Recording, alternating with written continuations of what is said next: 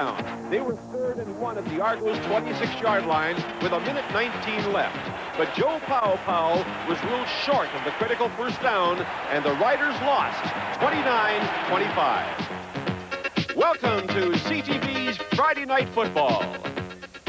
Live from Taylor Field in Regina, the undefeated Montreal Concorde and the once-beaten Saskatchewan Roughriders. Good evening, everybody. Well, you know, I'm convinced we've got a good one for you on this Friday night. So far, the story of the CFL has been the Montreal Concordes, undefeated in 1985, but I think hard-pressed tonight. This is a much improved band of Saskatchewan Roughriders, and they've got a very enthusiastic crowd here to back them up tonight. Weather-wise in Regina, it's come up a little bit chilly, and it's also breezy and cloudy, which means we could have rain before the game is over. But I don't think weather conditions are going to be a factor. These two teams are very fired up. I think it's going to be a marvelous football game. For more on the individual teams, here's Dale Isaac and Frank Rigney. Thank you very much, Al. Hello again, everyone. When you talk about the Montreal Concorde, give that entire organization a lot of credit for showing tremendous patience over the past 3 years. They started with nothing, and they've come a long way. They showed signs late last season. They built a strong defense. Now, Frank, they have an offense to go with it. Well, Dale, I'm really excited to see them for the first time live in 1985. They are a very exciting football club. In fact, both of these teams are. We've got the #1 and the #3 teams in the country in scoring. And the reason is Turner Gill, as far as the Montreal Concordes are concerned, the rushing leader in the entire Canadian Football League. And a great 6'6" target for him to throw the football to, Nikaraki, a big dominant force in the first win over the Winnipeg Blue Bombers at home for the Montreal Concorde. How about Saskatchewan? Well, you know, when the Riders were looking ahead to 1985, they figured they'd be strong defensively. But so far, it's been the offense, the big story. Joe Powell leading the CFL after the first 2 weeks. He's already set a couple of club records in single game marks.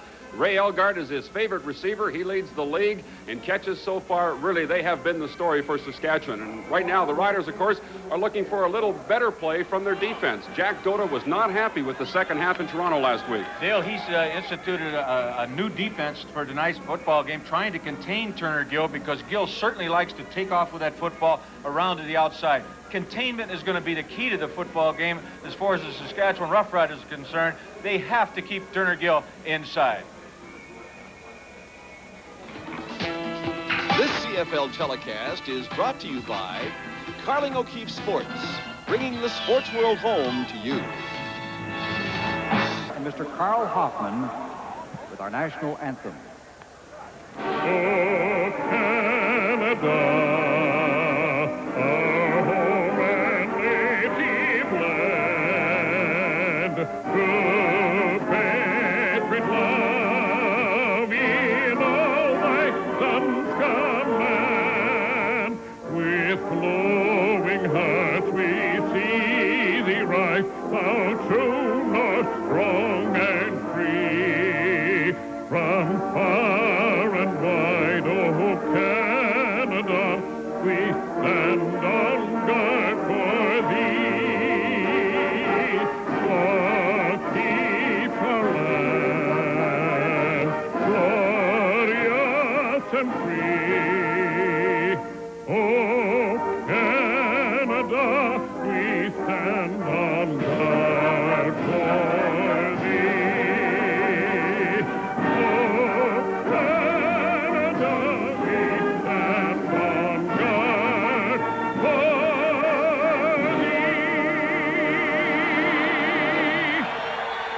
The man in charge of this football game tonight at Taylor Field in Regina, Bud Ulrich, and his officiating crew, Ken Piggott, Bernie Prusco, Hans Vanderdoe, Gord Johnson, and Dave Barr, and we're just about set to get this one underway.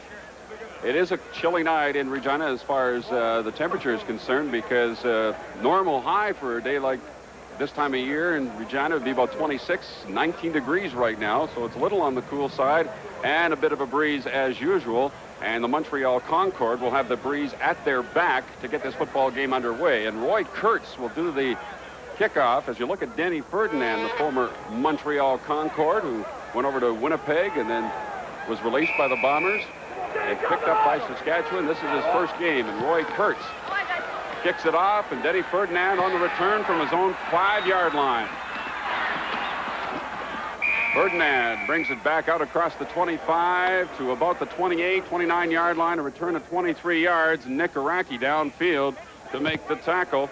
And the Saskatchewan Roughriders go on offense against the wind here in the first quarter. Dale, as you know, in the pregame show, Al McCann mentioned he didn't think the weather would be much of a factor. As you take a look at the lineup offensively for the Saskatchewan Roughriders, Ray Elgard just having an outstanding first couple of games, the CFL's leading receiver.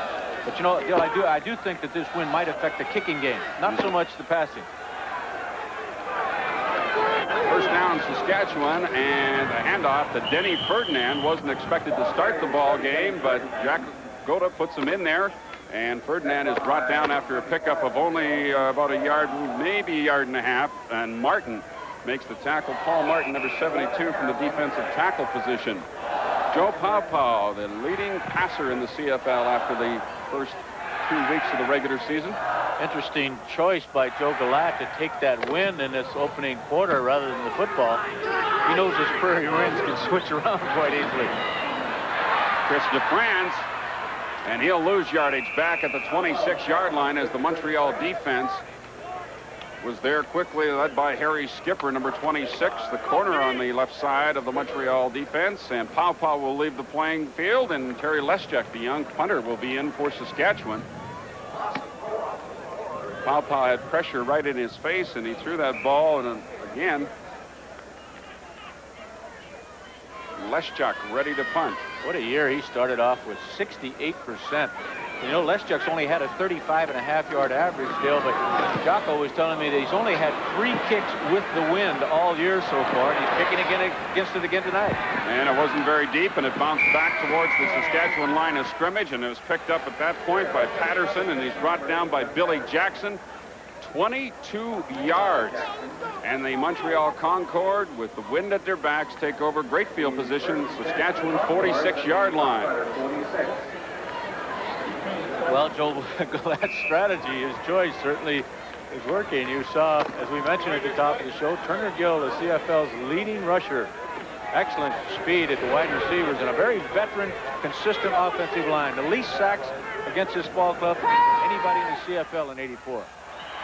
Turner Gill trying to hit Todd Brown, and Terry Irvin, the CFL's leading interceptor this season and highest among active players in the CFL, with 49 in his career now. He's already got 4 in 1985.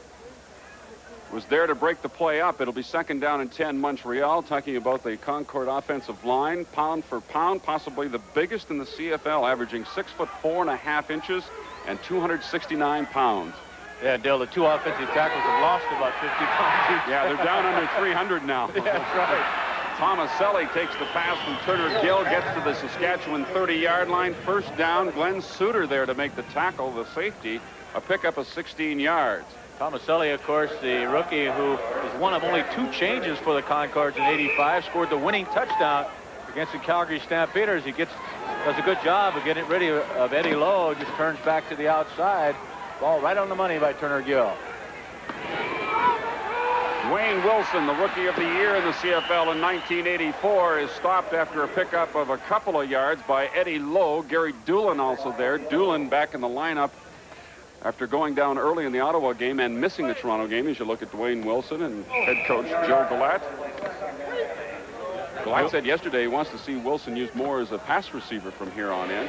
Dale, you'll see Jerry DiTilio, the veteran quarterback, over there with Joe Galat, hand signaling into Turner Gill. That's the way the Concorde bring their plays onto the field. They don't use an individual to come out and tell the young quarterback. 2nd down and a long 8 for Turner Gill. He guns it to the sidelines, and stepping out of bounds with the reception, Todd Brown. I think he'll be just short of the first, but it'll be less than a yard to go for the Concorde. And they'll send short yardage team in, I believe. 3rd down and a little bit. First possession of the ball game for the Concorde, and they took over at the Saskatchewan 46, and they've moved down to the 21, and it's 3rd and about half a yard to go. What a great job Joe Galat has done with this ball club, Dale, as you mentioned. General manager, head coach, and got him excited. And they stuck with the young people, too. That's what I like.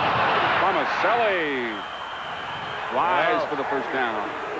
The crowd here thought that Blake Nill, number 60, was offside, the right offensive tackle, but apparently he got back in time, and Montreal picks up another first down. Suter making the tackle. I mean, McDermott. Suter was also there, but didn't have to make the hit. Blake Nill. He's down from 320 and playing at only 285. How's that? Senior veteran on the University of Calgary. It is now first down, Concord, Saskatchewan, 17. Dwayne Wilson. But back to the line of scrimmage and was pushed back. He may have gained a little bit. Rick Goltz led the way defensively for Saskatchewan, number 63. Cedric Kelly, number 48, the new linebacker, also in the play. You see the signals coming in to Turner Gill as the Saskatchewan defense is toughening up now. It'll be 2nd and 10. Gary Doolin has just returned to the lineup after missing 1 3/4 games. And Cedric Kelly, they're really high on this outside linebacker, number 48. They got great speed on the outside and veteran defensive backfield. No gain. It's 2nd down and 10. Screen is set up. Tomaselli unable to hang on to it. Incomplete pass. It'll be 3rd down, and we'll take a look at the field goal unit led by Roy Kurtz, who has yet to miss a field goal try this year. He's 4 for 4. Bad for the rookie place kicker who was drafted by BC in '84 and then traded to the Concord in June of '84 and did not play last year. Interesting, Dale, in that first drive, the Concord tried to run outside about 3 different times, and they were not successful. Saskatchewan very concerned about that containment particularly from Turner Gill, but that shuts down that outside game when they bring those linebackers up like that. Jerry DiTilio holding at the 24-yard line, and Kurtz opens the scoring in this football game. Montreal on top of Saskatchewan, 3-0. We'll return to Taylor Field in just a moment. Only 3 points scored against this ball club. The Concord took over after a short punt at the Saskatchewan 46 and had to settle for a Roy Kurtz field goal. And now the Roughriders have the ball for the 2nd time in this game. They were unable to move it on their first possession. First down, Saskatchewan from their own 35. We have 10 minutes remaining in the opening quarter. Montreal Concordes looking for their 3rd straight win. Saskatchewan trying to get back on the winning track after a heartbreaking loss in Toronto last week. Out to Craig Ellis. A lot of room over there. Vic Stevenson in front blocking. First down, Saskatchewan, as Ellis dives across the 45 to the 46.5-yard line. Aaron Hill making the stop, a 12-yard gain, but he ran a lot further than that because that little screen pass was set up way behind the line of scrimmage. Well, it was set up extremely well, too, rolling out to the left side, Pau, and he hit that screen extremely well. Ellis has been a real major contributor offensively, both catching the football and running with it. Caught 10 for 151 yards and gained 114 on the ground so far this 85. Ellis again, he caught 91 passes last year to lead all receivers. And Ellis takes it to about the 49. Shanconi making the tackle. It'll be a pickup of about 3 yards on the play for Saskatchewan. With 8:55 remaining first quarter, here's Al. You know, the offensive line of the Montreal Concord asked me to pass along all the best to Mrs. Glenn Keeble. There's Glenn, the veteran center of the Concord. His wife, Elaine, gave birth to a baby daughter, Stacy, last night. And boy, the Concords are not only productive on the field, but off the field, too. That's the 4th baby this year. Steve Rocky getting to Joe Pau. There is a penalty marker at the line of scrimmage. Procedure call against Saskatchewan, so they'll push the ball back deeper into Saskatchewan territory as Rocky got to the quarterback, and it'll be 3rd down and about 15. Declined. 3rd down.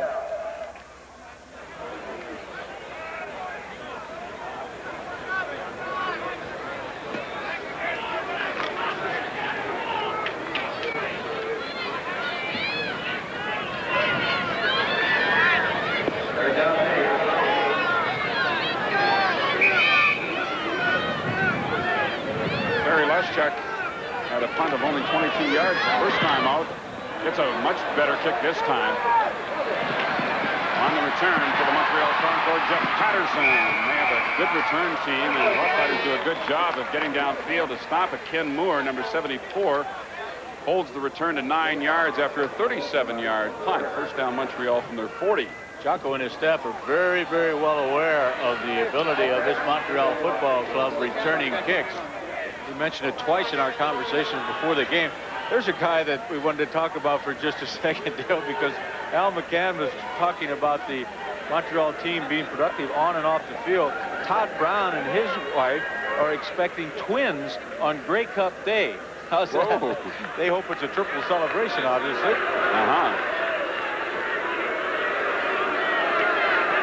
Penalty against Saskatchewan. Major foul, number 27 Saskatchewan, first down. Young Glenn Suter, the safety. So that puts the ball at midfield instead of at the Montreal 40. First down Concord.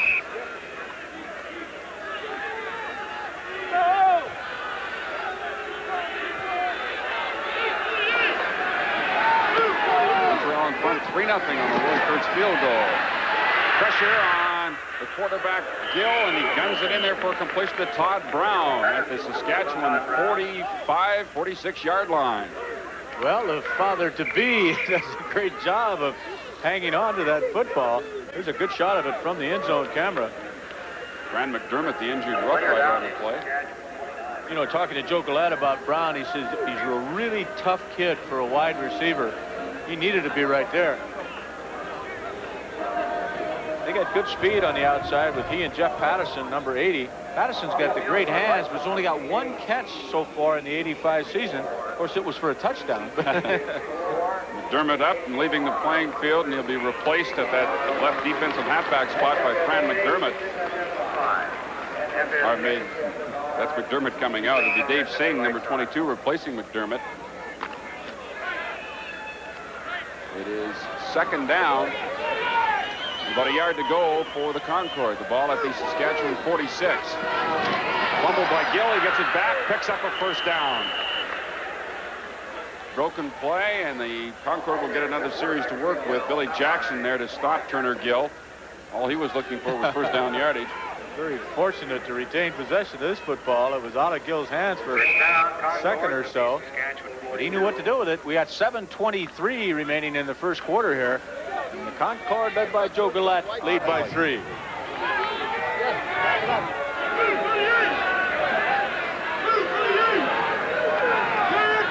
Tag 14 in motion. Turner Gill gets away from Cedric Kelly. Rick Goldson hot pursuit. Gill will take it out of bounds at the Saskatchewan 40-yard line. It'll be a gain of about 2 yards on the play. What that running ability does, though, Dale, we talked about that so often. Not only is he a rushing leader, and we don't expect that, obviously, to continue, but he has the ability to buy that time when he goes outside, get away from that initial rush. Joe Galat said yesterday that Turner Gill is a much better drop-back passer than he has shown in the first 2 ball games. He's really pleased with the way Gill has developed that way. Of course, with that running ability, it certainly is an added threat. Montreal quarterback Turner Gill to Mike McTagg. A great catch inside the 20-yard line. He was wide open, and Billy Jackson got back to put him down again after he had got up. A pickup of 25 yards for the former Calgary Stampeder. What a great catch. Gill almost throws this ball too far in front of him. Good possibility, of course, that wind is affecting the throws down there as Montreal has it at its back, but Mike McTagg, a very consistent football player in his years in the CFL, comes up with a great catch. First down, Saskatchewan 15. Screen to Dwayne Wilson. Hit from behind by Kelly at about the 13-yard line, so the gain is just 2 yards.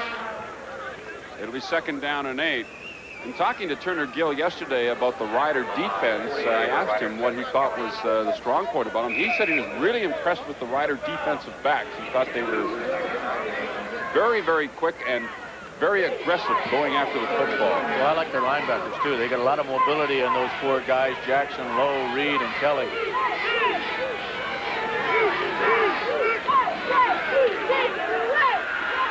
That ability to run again. They come up to force some, and Turner Gill slips off Eddie Lowe, which is not something you'll see very often at all. Touchdown for Montreal as Eddie Lowe just missed a tackle. Boy, you're absolutely right, Joe. You don't see Eddie Lowe miss him very often, but you will right here. Lowe is number 42, and watch the second-year quarterback from Montreal keep his balance. Lowe just slides off his back, and the Concord go ahead by 12 points, and hope it'll be 13 in just a moment. Well, what a threat he is when he gets out there by himself. Kurtz converts the touchdown by Turner Gill, and now the Montreal Concord have opened up a 10-0 lead over the Saskatchewan Roughriders. We'll be back in just a moment. And Gill, the leading rusher in the Canadian Football League, and he shows you why right there. A very much more confident young man in his second year of pro football. There's your drive. 13-yard touchdown. I don't know. With the kickoff by Kurtz. Denny Ferdinand from the 14-yard line, starting right. He turns it on. He had some blockers right up the middle there, but Montreal broke through to stop him right at the 30. And the Saskatchewan offense back on the field, a 16-yard return, and Turner Gill has directed the Montreal Concord to a 10-0 first quarter lead. We still have 5:08 remaining. Araki made the tackle on that kickoff return. Joe Powpow. 68% coming into tonight's game. Woo. Great start he's off to. Ferdinand, 5-yard gain out to the Saskatchewan 35. The tackle made by linebacker Paul Gray, number 42. Powpow's in great shape this year. He worked real hard in the offseason. I think all the talk when Jocko moved in here about Homer Jordan becoming the #1 quarterback got Joe bearing down a little bit. And really in the preseason he didn't establish himself as #1, but as soon as that opening season game came along, he was sharp. Both of the quarterbacks of Saskatchewan were injured in that preseason, but Joe has certainly come back from his chest injury. And throws that one past the intended receiver, Chris DeFrance. So Powpow not off to a good start here in this ball game, as the Rough Riders will have to punt again. This will be Leschuk's third punt. Bad start. 3 out of 4 is not so bad. Well, 75% is great when you're picking up first downs and moving it down the field, but they're not exactly doing that. That's right. Dale, talking to Powpow just before the game, he was telling me about how much he's learned in the 8 years in the Canadian League. He said, now, I only wish I had this knowledge and I had my old body back. Right. Don't we all? Good bounce this time for Leszczuk, and Patterson on the return. And good downfield coverage again by the Saskatchewan Roughriders, and the Montreal Concord will have their worst field position of the opening quarter. Mike Anderson made the tackle. The Concord lead it 10-0, and we'll be back to Taylor Field in Regina right after this. By Terry Leszczuk traveled 44 yards, and the return was -2. You know, Dale, this is the first time that the Montreal folks have been able to see their football club on a road games in 1985, and Joe Galat asked us to pass along a message to make sure you tune in to see the Concords all the way. It's a 3 p.m. Saturday afternoon show on CFCN TV. That's Channel 12. This Saturday, however, is a special showtime. It'll air at 12:30. Host Ralph Lockwood and Luis Jose Mondu and head coach Joe Galat will bring you profiles on players. This week it'll be bachelors Dwayne Wilson and Tony Johns, and how they're coping with a bilingual city, and how they're coping with all those beautiful Montreal ladies too. Plus Concord highlights of tonight's game and more. 12:30 on Channel 12 CFCF TV tomorrow. We saw Larry Titley, the backup offensive lineman, shaken up on that punt return. Now it's first down Montreal from their own 29.5. Penalty marker down. Nikaraki off his fingertips. Going against Eddie Walker, the newcomer in that Rider defensive backfield. Looked like procedure call against the Concord. Actually, pretty good defensive coverage by the Concord. By the Saskatchewan Roughriders on the Concord. You can see Terry Irving dropping back. He's right here on that corner spot. Araki will come out from that slot back position and make a move like that. But you can also see what that size does for Araki. Any sort of thrown football in his territory, he's got a big advantage over those defensive backs. Montreal number 79, first down repeated. Araki, of course, was the Concord in motion. Nick Araki, the 1979 territorial protected for the Montreal Alouettes. At that time, Jerry DiTilio was protected in 75, and Doug Scott was protected in 1980. So they've got some good years, good football out of some of the territorial picks, which of course are no longer in the Canadian Football League. Dwayne Wilson taking the pass from Turner Gill and got back to the 25-yard line. It was first down and 15 from the 24, so it's a gain of 1, but there's a penalty marker down as the Riders were late hitting Turner Gill. Rick Moore, I believe 76 was the rider in there too late, and it's going to be a first down for the Concorde.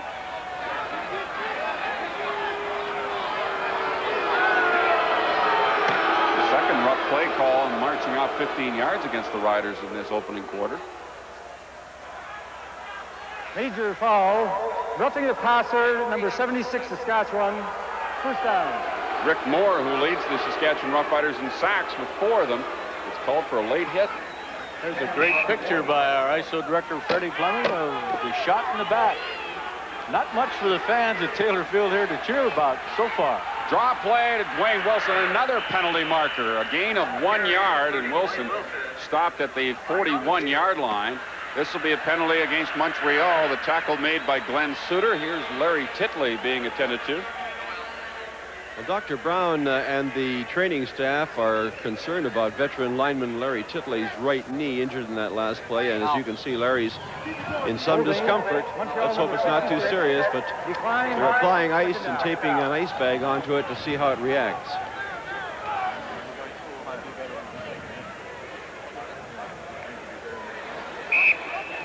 Penalty against Montreal declined. It's second down 9 for the Concorde at their own 41. 3 minutes left in the opening quarter. 10-0, Montreal leading. Rick Moore, and Turner Gill just got the ball away. Intended for Patterson, covered all the way by Kenny Hinton, number 28. I'll tell you, Rick Moore has got 2 tremendous shots on Turner Gill over the last couple of minutes. You see that ball being overthrown downfield. Jeff Patterson tried to make a good move on Kenny Hinton. There's Moore coming in. He got around Nil, and watch his shot. Whew. He switched ends with Gary Doolin. Doolin went to the right side, and that time Moore rushed from the left-end spot. Here's the first punt of the ball game by Mike McTagg. 25-yard line, Stu Fraser on the return. And getting downfield first, Nick Araki. At about the 32-yard line, they threw him back. A 44-yard punt and a return of 5. 2 minutes, 37 seconds left, first quarter, and the Saskatchewan offense has not been able to move the ball here against Montreal's defense. They've managed 1 first down so far.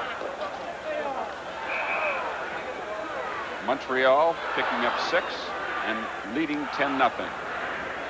Right there, just that little screen pass out to the right side to Craig Ellis using his great running ability. That's the only time they've moved the yardstick. Power formation to the right now with 5 receivers on that side. And I'm not sure where Joe was throwing that. Denny Ferdinand was in the middle.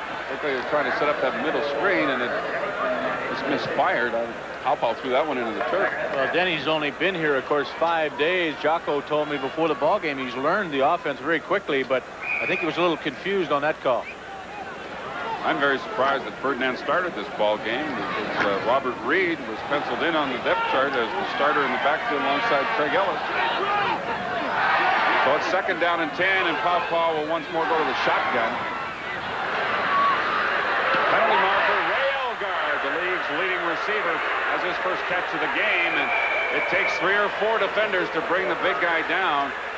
He may be the toughest 225-pounder to tackle, but it'll be wiped out by a holding call.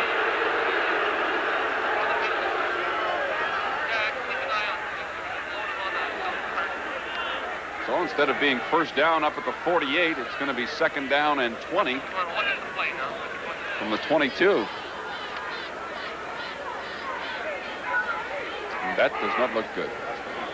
Holding, Saskatchewan number 55, second down repeated. Well, you can hope that that's just badly bruised. That ice on there is an obvious first move by the trainers. Here's Al. Well, Frank, It doesn't look good. Larry Titley, of course, is through for the night. The doctor said it is at least a sprained knee, and they'll have to give it a check, but it's always sad to see that happen.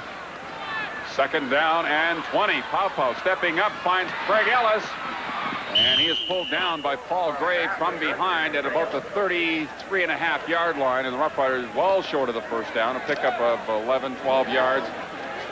Third down and 8. Paul Gray heads to the bench now as the Riders will have to punt. Ellis had a huge football game against Montreal last year. In 1984, he had 13 receptions in one football game. As you see, Larry going off the field. Now we have a Concorde down. Is that Iraqi? I don't think so. No. It'll be probably Steve Burkett.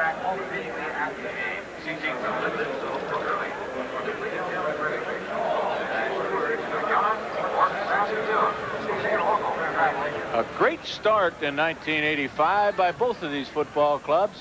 As we told you at the top of the show, Saskatchewan came within inches of being undefeated in their first 2 games. And, of course, Montreal, including preseason, has won 6 in a row now. And the interest is back in Montreal. The season tickets have doubled. They've got an exciting young football club. Frank, I agree they have. And another thing that's exciting is the weather's improving as the minutes go by. The wind is abating. It's a very light, gentle breeze now, and the clouds seem to be clearing away. I think that threat of rain is probably gone now. I think conditions are going to be very good, perhaps perfect in the second half. We just want to remind Montreal fans that the Concorde will be back home on Friday, August the 2nd against El Bruno and Hamilton Tiger Cats. Of course, the Concorde have one more game out west before then. They'll be playing in BC Place a week from tomorrow night. Steve Rocky, the injured ball player. Both of these ball clubs, of course, in 1984 had records of 6-9-1. So this great start by each of them has been a little bit surprising to fans across the country.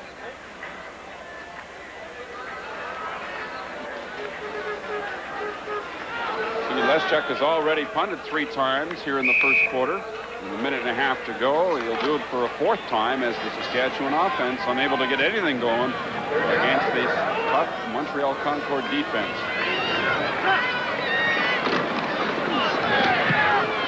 This one will hang up there, but it's another good kick, and he takes Patterson right to the sideline.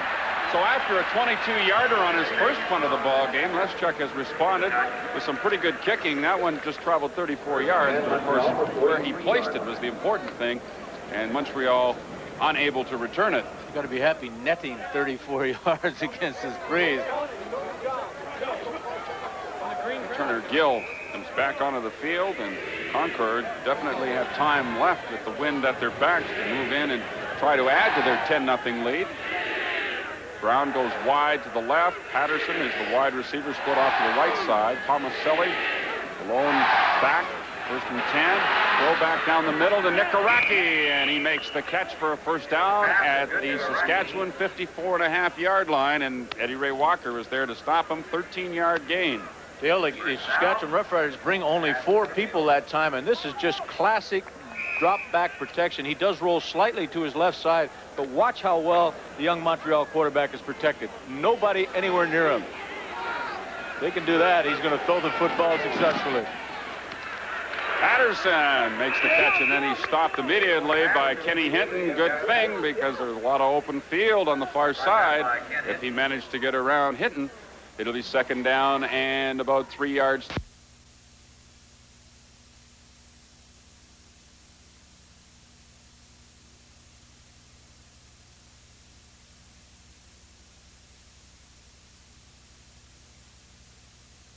Fraser, he brings it back to the Saskatchewan 14-yard line. The tackle made by Frank Kosek, the backup Canadian linebacker for Montreal, and the Concorde rolling up 100 yards offense in that first quarter as they built up a 10-0 lead. Saskatchewan with just 27 yards. That was a 37-yard punt by McTagg and a 5-yard return. So now Saskatchewan has the benefit of the wind at their backs.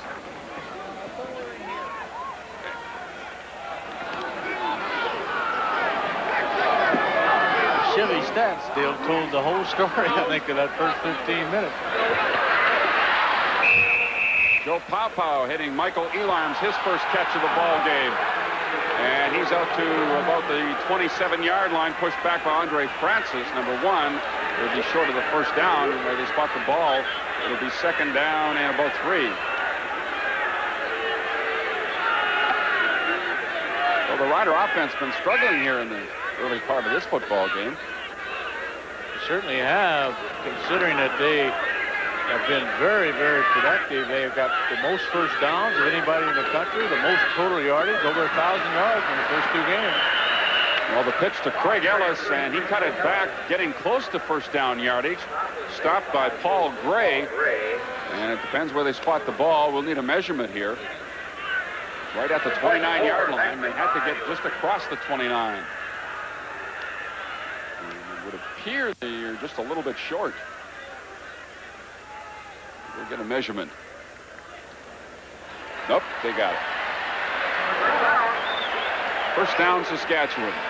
Only their second of the ball game.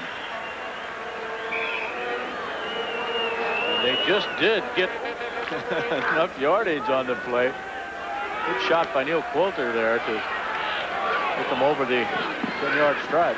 Pow to Elarms. The ball knocked away as Harry Skipper was there defensively and made the hit on Elarms. He had to come back for the football. It'll be second down and 10. Harry Skipper, runner-up as Defensive Player of the Year in 1984. Had a team record 10 interceptions back in 1983 and had 8 more last year. Forces the Riders into second and 10.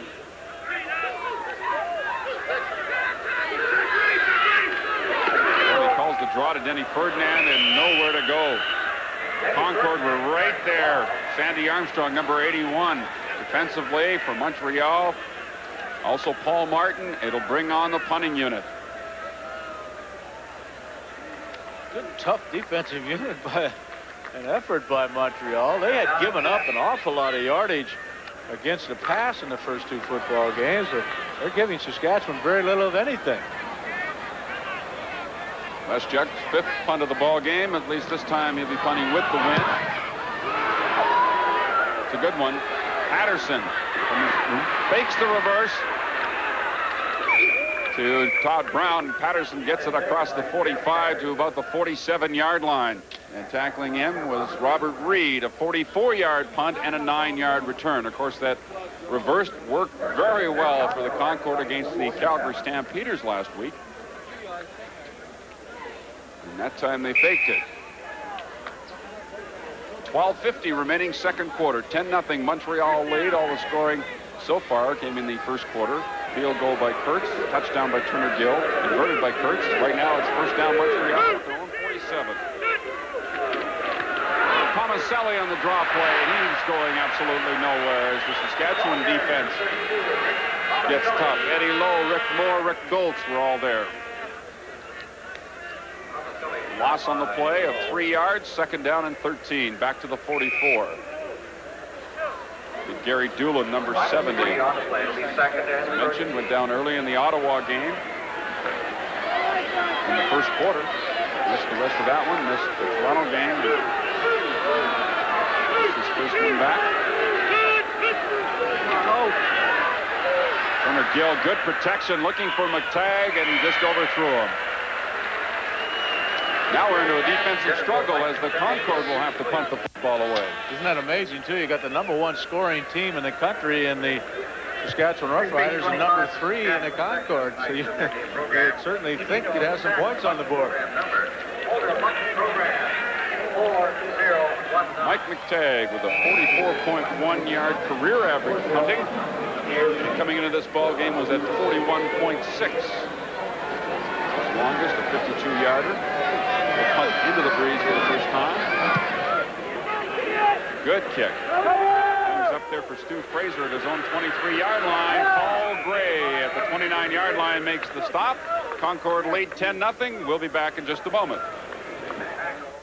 36 remaining in the second quarter. Last night, in case you missed it, big surprise, Ottawa 41, Edmonton 19. And Zeno and Ulrich scoring 2 touchdowns each for Ottawa. And one of those for Zeno, a 74-yard punt return.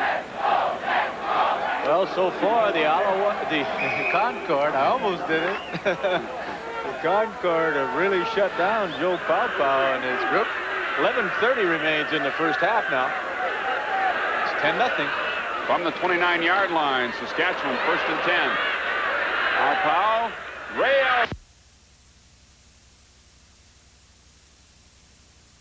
And the crowd hollering for wasn't very happy with Aaron Hill. 14-yard gain. That is his first catch of the ball game. The one earlier was wiped out by penalty, you'll recall. Well, he moves really well for a guy his size, doesn't he? 225 pounds, and he's just trying to find that opening. You saw him slow down there. Joe delivered the ball right on the money. They're starting to get something together a little bit now for Saskatchewan. Big Ray Elgard was a rugby player at a junior college in California before he turned to football at Utah. Defensive line for the Montreal Concordes, and the linebackers, of course, as well as the defensive backs. First down Riders from their 43. Pau looked right, threw back to the left side. Chris DeFrance with Vince Faison wrapping him up. And he may have first down yardage near the 54-yard line. I think he stretched far enough to get it, Dale. 2 consecutive first downs now as the Saskatchewan Ball Club is coming out with no huddle. Trying to put it together all at one time. Jocko likes to do that, doesn't he? Somewhat early for a hurry-up offense. It confuses your defense, though. Chris DeFrance again. Struggling for first down yardage, and he's got it. Finally stopped by Paul Gray as the linebacker got there to help out the defensive back, Andre Francis. 15-yard gain. Good example of those big inside receivers that they have. DeFrance not quite as big as Elgar, but he certainly ran like it on that play. We've got an injured Alouette, or Concord again. Just going to say, we were talking to Jocko earlier, and he said Chris DeFrance is due to have a big game. In fact, he wants him to have a big game. He hasn't been totally pleased with the way DeFrance has been playing so far this year, as Paul Martin is being attended to. Joe said Paul has had a good year so far for us, but they need a little more pressure coming from that middle of that defensive line, and that's exactly where Paul plays. Well, gentlemen, it's getting to be a bit of a tough evening for the offensive line. That's 2 of them down. 10-0 Montreal. We'll be back in just a moment. Although there are some threatening clouds in the vicinity, remind you that there'll be game stars. Carling O'Keefe, game stars after tonight's contest, selected by our broadcast crew. All right, Freddie Fleming's back being the boss of the Star. 10:16 remains in the first half. Craig Ellis, he slipped a little bit and went down at about the 33-yard line of Montreal, and that was Harry Skipper there to pin him. It was first down from the Montreal 42, and Saskatchewan has now moved to the Concord 34. And Dale, Paul Martin's back in the ball game in nose tackle. That's good news for the Concord. The South Carolina property was just a little shaken up. Penalty marker comes down as Craig Ellis fights for first down yardage, and it looked like Ray Elgard possibly could be called for procedure. That's exactly what it was, and he really looked like he was confused. Watch Elgard, 81. He didn't seem to know his blocking assignment. He eventually tries to block on the linebacker on that side. He Ratchet, and Ratchet does a good job against him. No, that's Doug Scott, I guess. Procedure, Saskatchewan number 81, second down repeated.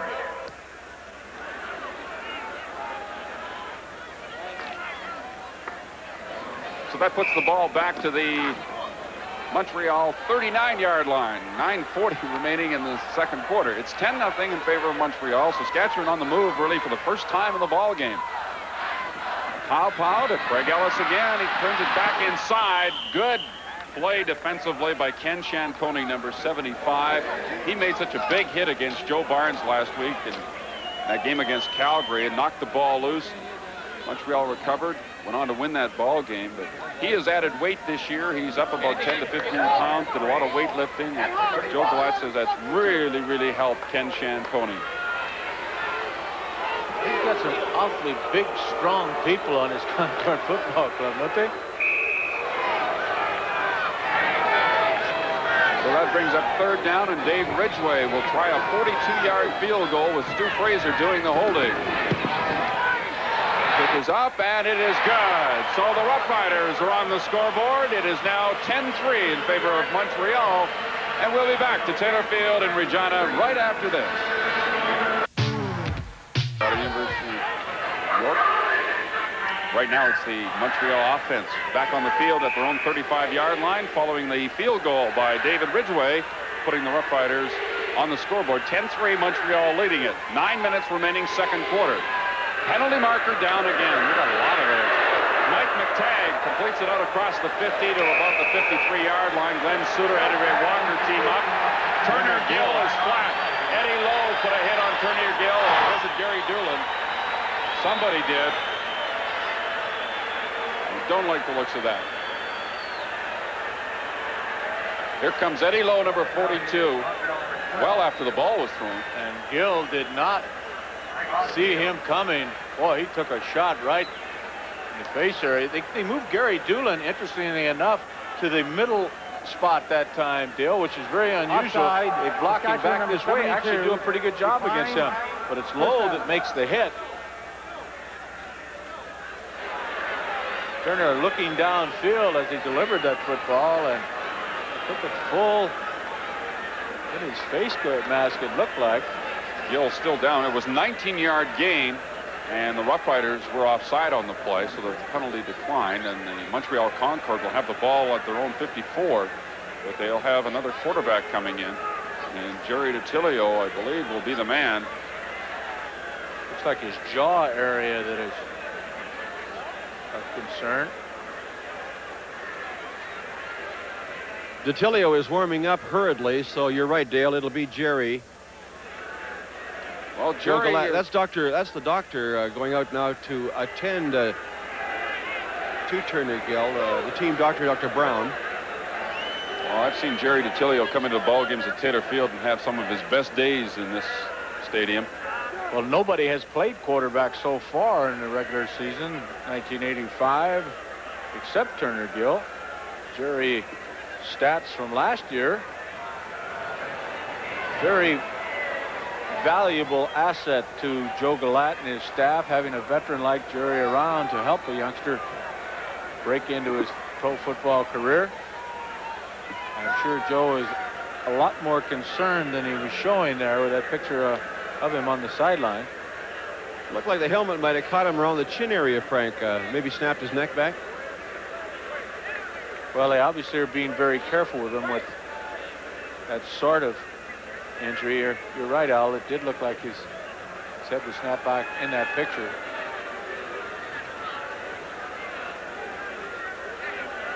Young man's going to have a headache, if nothing else.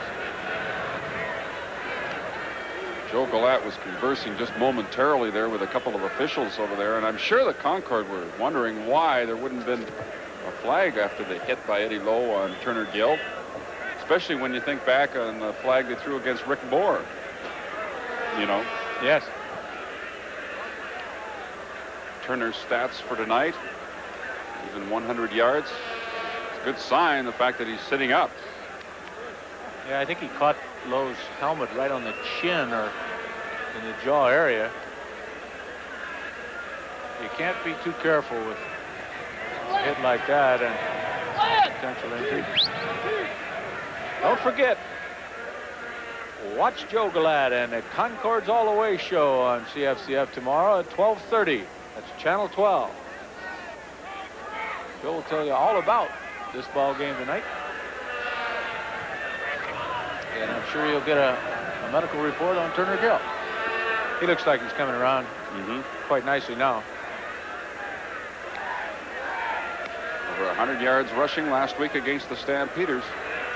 You know, Joe talking about young Turner Gill last night, he said, you know, the guy is so much improved from last year, and it's essentially, you know, very understandable, much more confident than he was in his rookie year. He's a bit of a loner type of a guy, apparently, and the only problem he's had is his offensive line, Dale, as you pointed out, is so big. They average about 6'4", 6'5", 270 pounds. That he does from time to time have problems seeing over the top of them, and That's when he likes rolling out, so he gets a little better view down the field.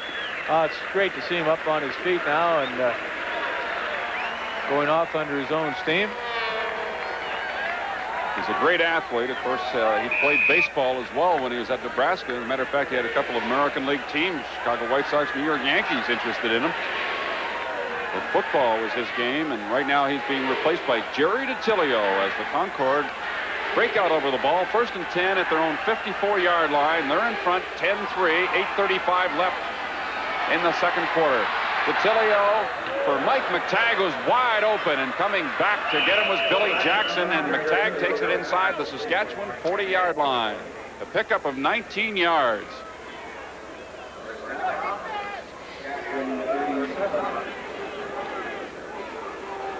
First down, Montreal, as McTagg makes the catch. 2 straight 19-yard completions to Mike McTagg to put the Concord down in great field position, 37-yard line now with 8:03 remaining in this first half. Comes the sunshine. Wilson hit at the line of scrimmage by Cedric Kelly.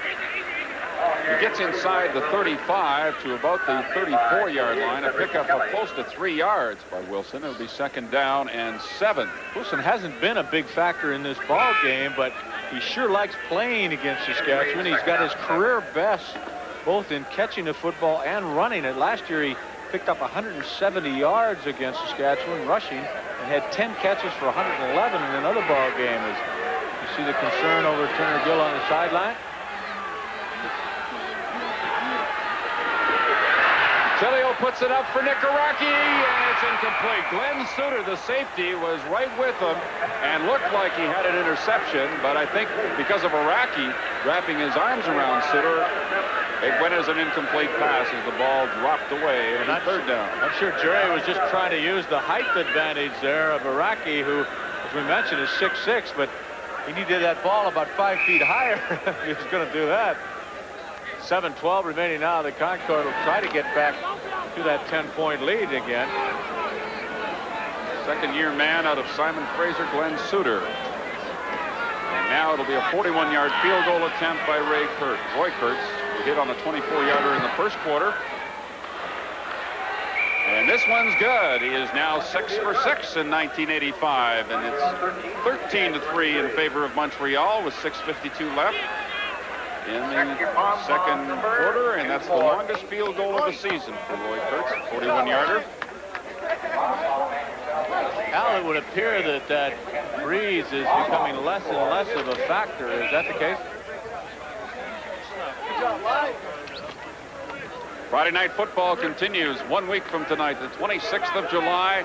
The rivalry continues. Iverwin Stadium, Hamilton, the Tiger Cats hosting the Toronto Argonauts, and it'll be seen on the full CTV network. Middle screen to Craig Ellis, stopped almost right at the line of scrimmage by linebacker Paul Gray. 2nd down and 10. Again, the Riders now going without a huddle, and we have another injured Concord. Well, this game has been filled with injuries. You saw Jerry Titley being carried off the field earlier, and of course Turner Gill. Al McCann will be down there busy as he can be with injury reports. I think you're located in the right spot, Al, being over there on the Concord bench. Well, Frank, Dr. Brown is checking the jaw area and the mouth area of Turner Gill. Now up the upper jaw toward the ear. So I think it's kind of logical that it was that blow to the jaw area. I don't know if it's broken or not, but Gill at the bench. Ken Cianconi is the injured Montreal player on the field at the moment. Talked about him earlier, and pleased Joe Gallant was with his play. Joe Paupau, incidentally, has completed his last 6 passes in a row, 3 straight to Craig Ellis, but they're really not moving the ball that far. They didn't get a field goal their last possession.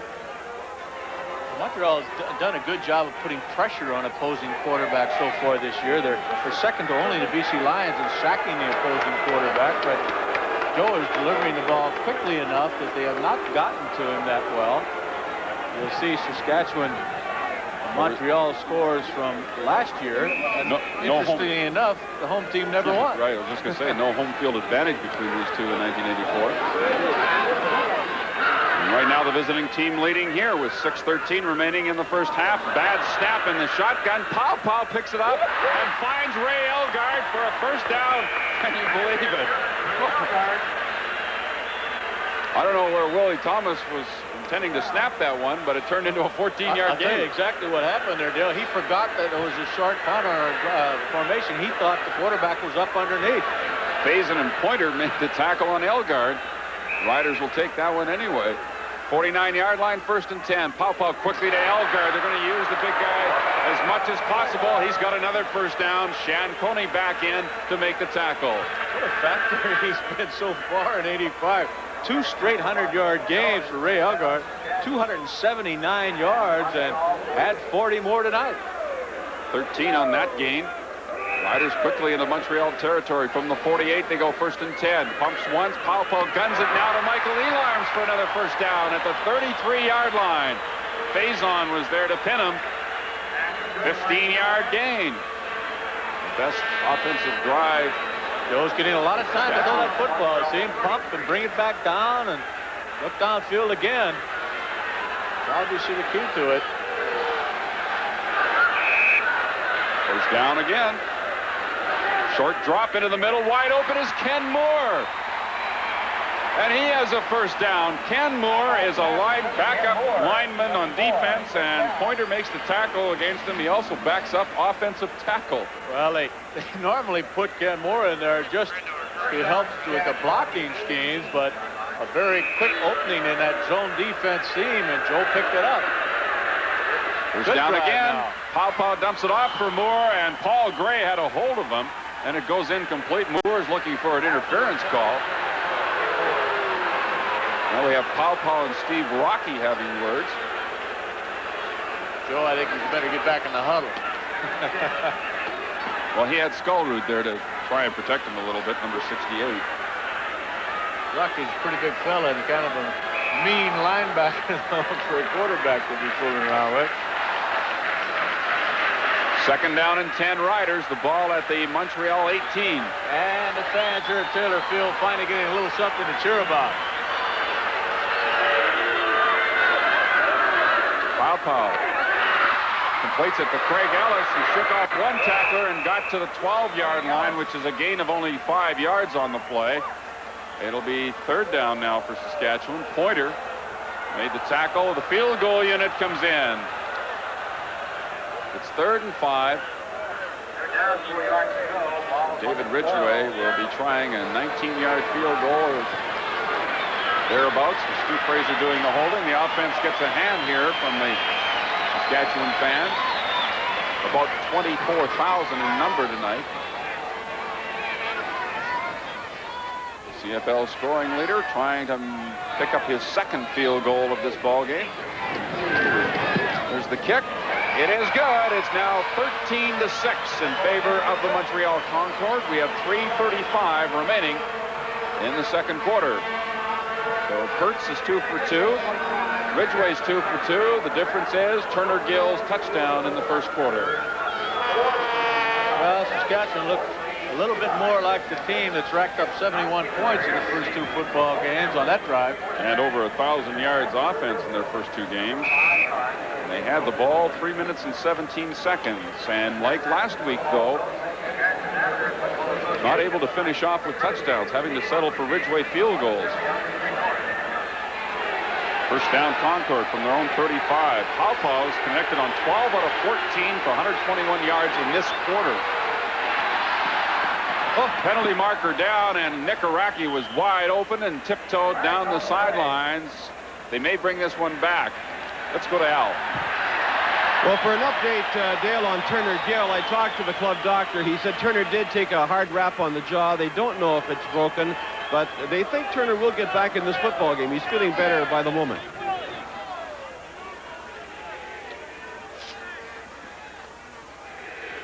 Holding, Montreal number 65. Time. Time is out. 3:11 remaining in the first half. 13-6, Montreal leads it. We'll be right back. As they hold a 7-point lead, it puts the ball back at the 25-yard line. It's first down over again, 20 yards to go. 3 minutes remaining in the first half. Jerry DiTilio in, replacing the injured Turner Gill, trying to set up the screen, and he bounced it to the intended receiver, Rich Tomaselli. It'll be second down and 20. Well, Saskatchewan defense did a good job of reading that, and the thing they did so very well, they still had a couple of people going in there putting pressure on Jerry DiTilio, not letting him sit back there and pick a receiver, and they covered the screen extremely well to the outside. There's your pressure. Cedric Kelly, Jocko says, can run as fast as any running back that's been in the Rider camp.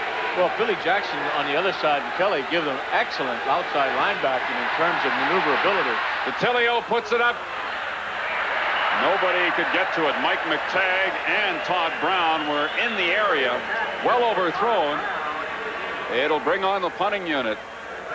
Well, the fans here at Taylor Field are starting to get their ball club a little more excited. I think they've got 2 minutes and 46 seconds remaining in this first half. They trail by a converted touchdown, but they should have pretty reasonable field position after this kick. But they're touchdown starved as far as the Riders are concerned. They haven't scored since the first half in Toronto as far as touchdowns go. Tonight, so far, they've had to settle for 2 Ridgeway field goals. Tags punt. Drew Fraser right at the 50-yard line. Hit and dropped at the 54 as the Concordes were there quickly. 35-yard punt and a return of 4. Aaron Hill making the tackle. So now Saskatchewan goes back to work offensively. Good field position they enjoy. No huddle again. 2:38. Lots of time left in the first half.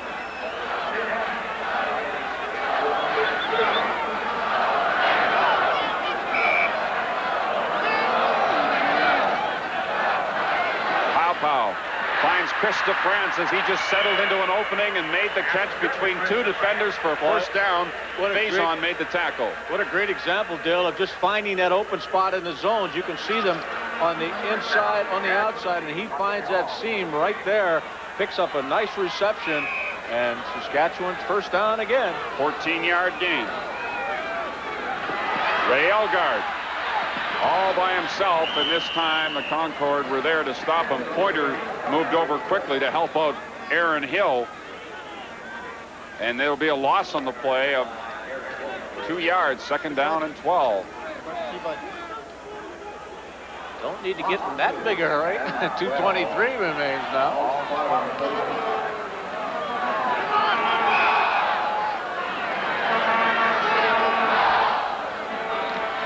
Second down and 12. Pow for Elgard off his fingertips. So it'll be third down and 12. And Ridgeway will come in once more. Pow took quite a shot from Steve Rocky, I think it was, that time after he delivered the football. That offensive drive was run almost like they had 28 seconds left, not 2 minutes and 14. Ken Moore was again in there as a tight end and an inside receiver. They've taken out the second running back. Craig Ellis is the only running back in the last 2 drives for the Riders. Here's Ridgeway's field goal attempt. It is good!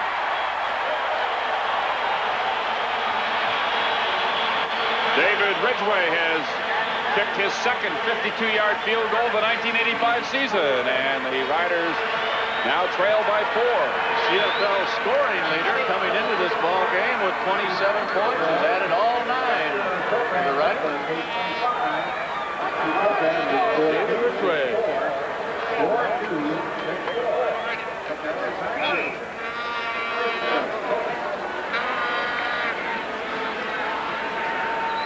So the Concorde take over first and 10 from their own 35 with 2:09 left in the second quarter.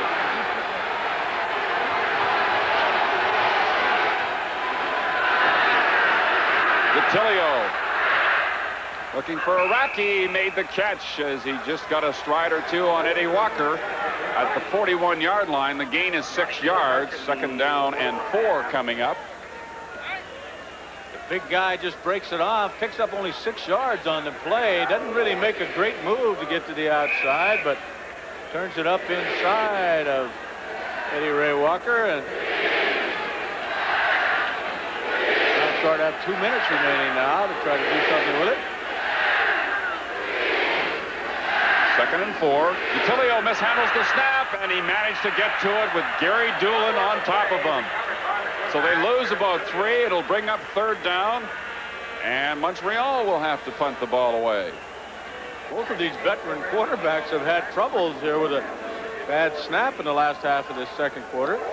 Frank, haven't we had an abnormal amount of bad exchanges this year? I think so, Al, and I don't know if that has anything to do with the size of the ball, you know, the discussions we've had before. I do know that the offensive centers say it is a much tougher ball to handle than the previous one because of its diameter.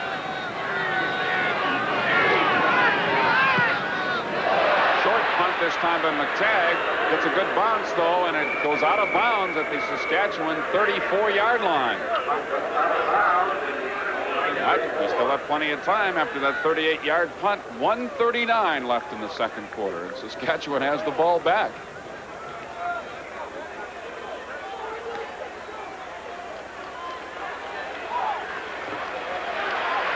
A member of the Dream Team, what they call the Saskatchewan Roughriders cheerleaders now.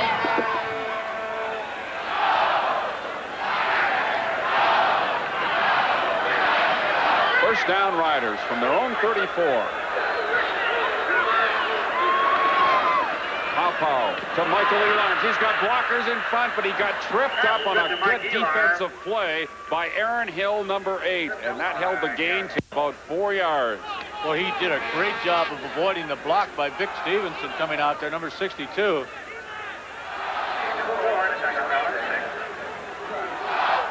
.134 remain.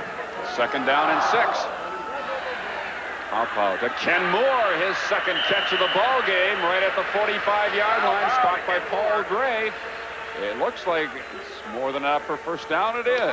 1:27 left. Now, how many positions does he play? Backs up, defensive end, offensive tackle, tight end, slot back, fullback. Kind of guy you like to have around on a 34-man roster. Came over in the trade with Calgary prior to the start. Oh, Pow's picked off by Vince Faison. The pass intended by Chris DeFrance, and he threw it behind him. And Montreal gets the ball at the Saskatchewan 39.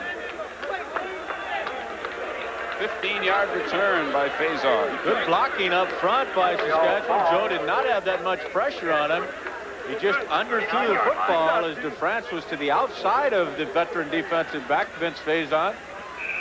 Vince brings it all the way back to the 39-yard line, so all of a sudden the Concord have an opportunity to put some points on the board with 1:18 remaining. Another Concord down on the sideline this time. That was the first turnover of the ball game, even though the defenses have been tough. Here's Jerry D'Attilio trying to get away from the rush, and he almost did, but not quite. Cedric Kelly finally put the stop on him. Back at the 53-yard line, a loss of 14. Dale, you mentioned just a moment ago about the great speed of Cedric Kelly. Watch him come from the outside. He just beats the offensive line with that great speed. He misses Jerry D'Attilio the first time and gets right back up and makes the tackle. See him miss him right there, and right away he's back on his feet. Jerry doesn't know where to go. There's a bunch of folks in there. Yeah, Fred McDermott and Rick Moore were also coming hard, and Kelly made the tackle. Loss of 14, 2nd down, 27. Less than a minute remaining first half. D'Attilio going deep for Todd Brown, or Mike McTagg down the middle, knocked away by Glenn Sutter. Initially, I thought the pass was going to Brown, but it was McTagg more down the middle of the field. So a big defensive play with that rush on first down, and this play by Sutter on 2nd down. And I think they pushed them out of field goal range. They certainly have against that breeze. And good timing by Sutter going up to knock that football down. McTagg will punt. So the defense certainly did its job that time against Montreal. The Riders will get the ball back. Still 46 seconds left. You know, you would have thought you'd see a lot more scoring here tonight because Saskatchewan's given up 51 points in 2 football games, the second worst in the Canadian Football League, but the defenses are playing well. Good rush.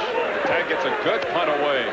Fraser inside the 5-yard line, and he is stopped at about the 13. Well, that's pretty 49-yard punt. Saskatchewan gets away with no points against them after they have an interception by Vince Faison and a first down at their own 39-yard line by Montreal. Came away with no points. Fraser with a 9-yard return stop by John Pointer. The Riders have a long way to go to score. First down from their own 13 with 37 seconds remaining in the second quarter.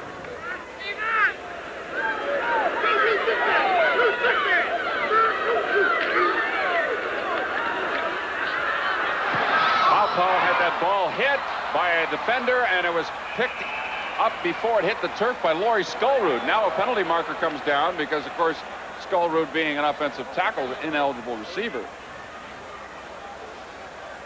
What a great job by Rocky there, the outside linebacker, number 99. 2 blockers trying to get a shot on him. He not only gets away from them, but knocks the football up in the air and makes the tackle.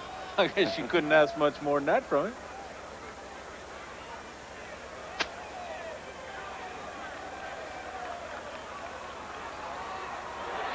Well, there's a penalty flag on the play, and let's see what Bud Ulrich has to say about it. Jack Goda looking on. They sent a play in from the bench with Stu Fraser. He came in place of Mike Collymore. Ineligible receiver, Saskatchewan number 68. Decline, second down. Well, I thought once that ball was knocked up in the air, everybody's an eligible receiver. Well, that's what I was thinking when I said Skullroot caught the ball, but that's all right. Obviously not. Once it's up in the air. Joe with a very high completion rate, as you can see so far this evening, but unable to get the ball in the Concord end zone. 29 seconds remain now. In the first half, we have a 13-9 football game. Second down Riders, 10 yards to go from their own 13. Now we have the head referee, Bud Ulrich, stopping things momentarily. Timeout has now been called by the Montreal Concord. Phil Jones, the safety, goes over to the Montreal sideline. And, of course, coming up at halftime, the CFL this week, and Dan Matheson will have a profile on James Quick Parker, the BC Lions, who, of course, was lineman of the week for his performance last weekend against the Edmonton Eskimos. And Frank and I will be around with a look at these first half highlights. All coming up at halftime tonight, and we're just 14 seconds away from intermission. Right at the moment, the Concord have called a timeout.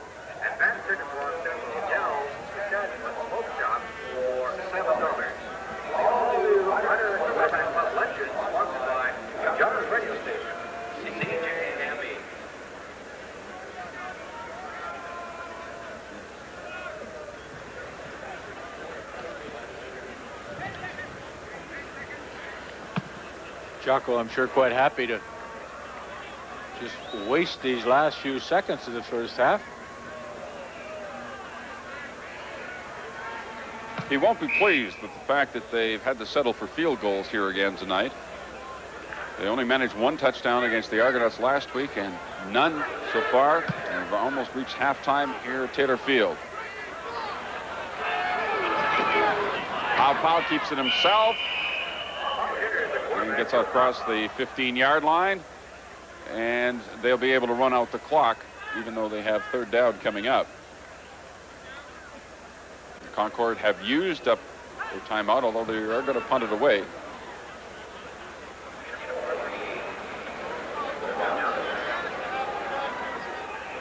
Well, we'll attempt to update you on the medical situation with starting quarterback Turner Gill as soon as we can. He has not returned to this football game, obviously, at this point.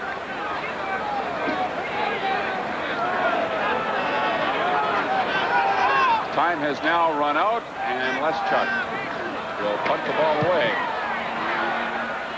And this will be Patterson on the return, number 80. And he's heading for the sidelines and won't get there. I'm surprised they just didn't ground the football rather than risk a return. And the score as the first half comes to a close here at Taylor Field, Montreal 13 and Saskatchewan 9.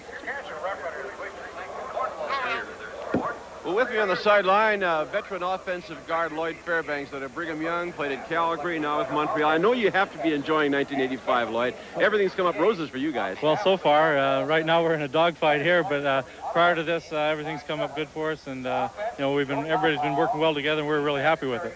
I'll tell you, that's the biggest offensive line I've seen for a long time that you're involved in right now. You guys got to be the biggest in the league. Is it the biggest group you've ever played with? Oh yeah, for sure. I feel like a dwarf out there, you know. I'm 250, so we got a lot of big tackles and guys who can move and guys who can play. So it's really nice to be with them. I was sorry to see Larry Titley injure that knee again. He was plagued with a knee problem last year, and bang, here it's back. Yeah, I guess his knee was a little bit loose. I don't know. They took him in to check it out, and they'll know after the game, I guess, what his status is. This team of yours seems to have gelled now. Turner's come along so well to run that offensive team. Does it change much your job when Jerry comes in? Not really, because Jerry's a really a good pro, and he's been around. He knows how to operate the offense. I played with Jerry before, so from my standpoint, it's really easy to transition from a guy like him coming in when Turner's down. How about that Saskatchewan defensive front?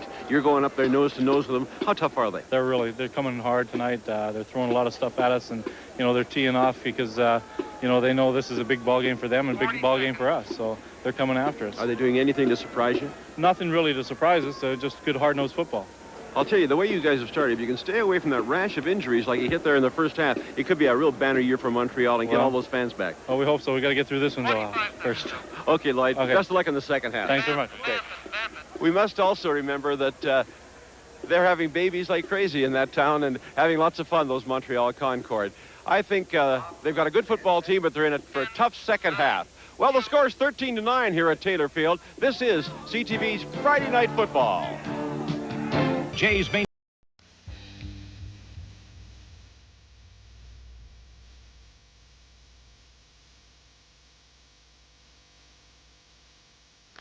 If you're looking for an excuse for what happened to the Edmonton Eskimos last night in Ottawa, you might try fatigue. It was their third game in less than 2 weeks. It was their second in 6 days. Or you might say they just could not handle a rejuvenated Ottawa offense. Roughrider quarterback J.C. Watt finds the end zone 4 times, getting it started just 3 minutes and 38 seconds into the ball game with an 8-yard toss to rookie wide receiver Derek Zeno. After a second quarter touchdown by Wayman Aldridge, it is 14-0 before Brian Kelly scores twice to bring the Eskimos back. Matt Dunnigan feathers the ball downfield. Pass is perfect. Kelly is open. This ball game is tied at the half, 14-14. And now the play of the game. Edmonton punting, 17-15 Ottawa third quarter. The ball fielded by the rookie Zeno. He says good punt returns are simply the result of good blocking. Well, he gets that here, and he's got speed. Off on a 74-yard route. He will not be caught. Ottawa goes ahead, 24-15. The Riders salted away with 2 more touchdowns in the fourth quarter. Here's another rookie making his presence felt, Mike Caterbone. 30 yards down the sidelines, Ottawa wins its home opener. Coming up in the Canadian Football League tomorrow, the Argonauts are in Winnipeg to meet the Blue Bombers. On Sunday, the BC Lions travel to Calgary to take on the Stampeders. Next week in the CFL, the Bombers in Edmonton, no rest for the Eskimos, and CTV's Friday Nighter has Toronto at Hamilton. Also on CTV, on Saturday, Montreal at BC, and next Sunday, the Stampeders are in Ottawa. Coming up, the PWA Stars of the Week. This is CTV's Friday Night Football. First to notice that Miller Lite is brewed right here in Canada. I really do like Light. It tastes great and it tastes less filling. As I'm always telling the guys on the diamond, if you want to get anything by me, you've got to get up pretty early. Light beer from Miller, now brewed in Canada. Everything you always wanted in a beer, and left.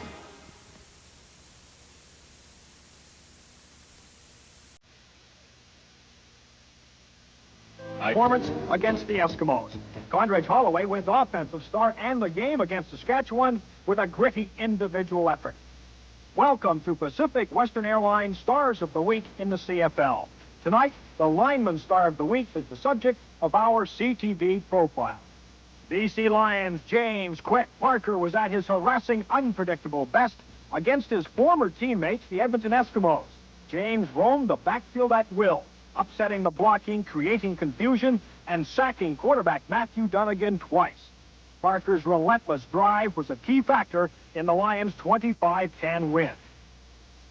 He came to Vancouver in 1984, an established CFL star with 3 Grey Cups and a Shenley Award as Most Outstanding Defensive Player. He proceeded to win a second Shenley Award last year. Parker's flamboyance on the field is matched by his wardrobe. Part of psyching up for a game is his almost ritualistic shopping expedition. In his words, "Since I've bought it, I'd better go out there and earn it." In the off-season, James works in the garment industry, learning the trade and setting up contacts for a career after football. An off-season resident of Philadelphia, this self-proclaimed movie fanatic doesn't spend all his spare time alone. Parker has developed a wide circle of friends in Vancouver. Well, I know more women than I know guys. That's purely because I don't go out to meet guys, because I know a whole football team full of guys. Plus, they smell better, so I go. And we get out and have a nice time, and we meet people. Vancouver is a very lovely city. I think one of the best things that happened to me was when I came out to Vancouver. I definitely would like to win a Grey Cup for the BC Lions and the British Columbia. James Parker plays hard. He also works hard. His commitment is a year-round priority, and he does it all with style. It's nice to see a man come to practice in a 3-piece suit with a nice tie and nylon socks. Adds a new flair to the Lions. But there's more than just flair to James "Quick" Parker. I think the thing that sets James Parker apart is the fact that he gets so much actual enjoyment out of playing the game and doing a job well. His heart is larger than his chest cavity, and that makes him explode into the backfield and try to sack the quarterback. I am an adult playing a kid's game, and I enjoy myself when I'm out there. This Stars of the Week profile is brought to you by Pacific Western Airlines, serving over 45 Canadian destinations. This is CTV's Friday Night Football. Is dedicated towards ongoing training and fitness. Hi, I'm John Bonk of the Winnipeg Blue Bombers. Like professional athletes, the athletes involved in Special Olympics train throughout the year so that they can properly condition themselves prior to competition. Show us your support and contact the local Special Olympics chapter in your community. This message brought to you by the Canadian Football League. Hello, I'm Sandy Ronaldo. Join me later tonight for the latest news at home and around the world. The CTV National News Tonight. The second half underway, and this is Denny Ferdinand on the return, and the former Montreal Concorde brings it out across the 35, lost control of the football, but a Rough Rider was there to fall on it. I believe it's Billy Jackson, number 45, so Saskatchewan will maintain possession. 31-yard return as we take another look at the statistics from the first half. Well, that's really something, because if you'll recall, at the end of the first quarter, it was a total offense of 100 yards for Montreal against 27 for Saskatchewan. So they certainly moved the football, and once again we've got an injured Concorde down there. Miles Durrell stripping the football of Denny Ferdinand on that kick return, and Montreal has certainly had their share of injuries today. They have been relatively injury-free throughout 1985 so far. Mark Hopkins is the injured Montreal player, part of the coverage team. So we'll have a bit of a delay here. And Joe Golat has to be very concerned with the number of players his team that have gone down here in this ball game. Frank just alluded to that fact. Turner Gill is loosening up at the sidelines. You see. We took that shot from Eddie Lowe. Oh, look at a nice smile. That's encouraging. Now, if he can remember what day of the week it is, I think the coach can put him back in the football game. Hopkins took quite a shot. Getting on his feet now. I was talking to the doctor, guys, during the halftime, and he says Turner's going to be all right. He's now more and more convinced that it's not broken, that it's just a bad shot to the jaw. Larry Titley is the injury that is the one they're worried about. His knee was pretty badly whacked, I'm afraid. First down, Saskatchewan. The ball at their own 37-yard line. Montreal leads at 13-9. We're just underway in the third quarter. And Pau wants a big one in a hurry. Michael Elarm's out of bounds. Could not get to it anyway. Elarm's had a step on Harry Skipper as Pau, for the first time tonight, has aired it out.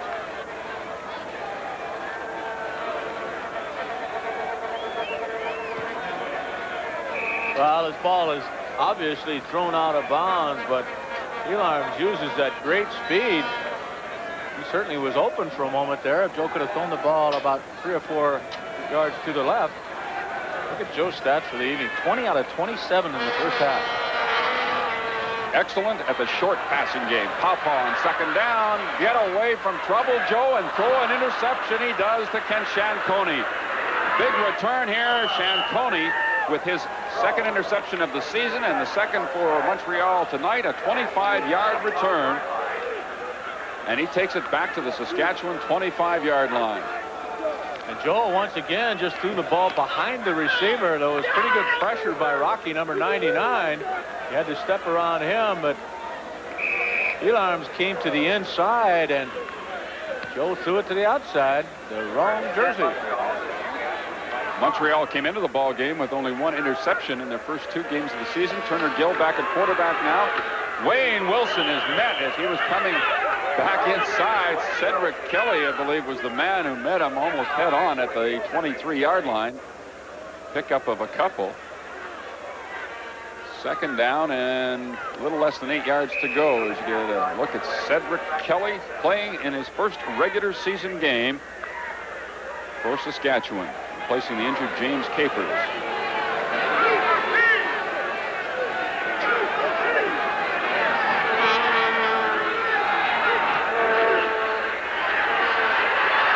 Gill lays it up into the end zone for Nikaraki, and a penalty flag is thrown.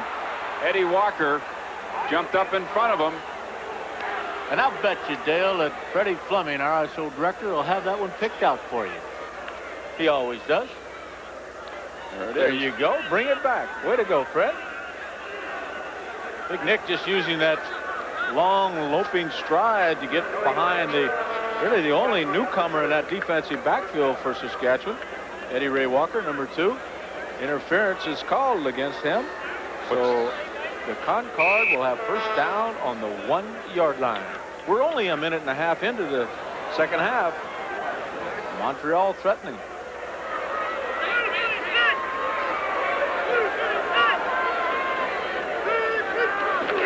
Tomaselli into the end zone. He goes. Penalty markers right at the goal line.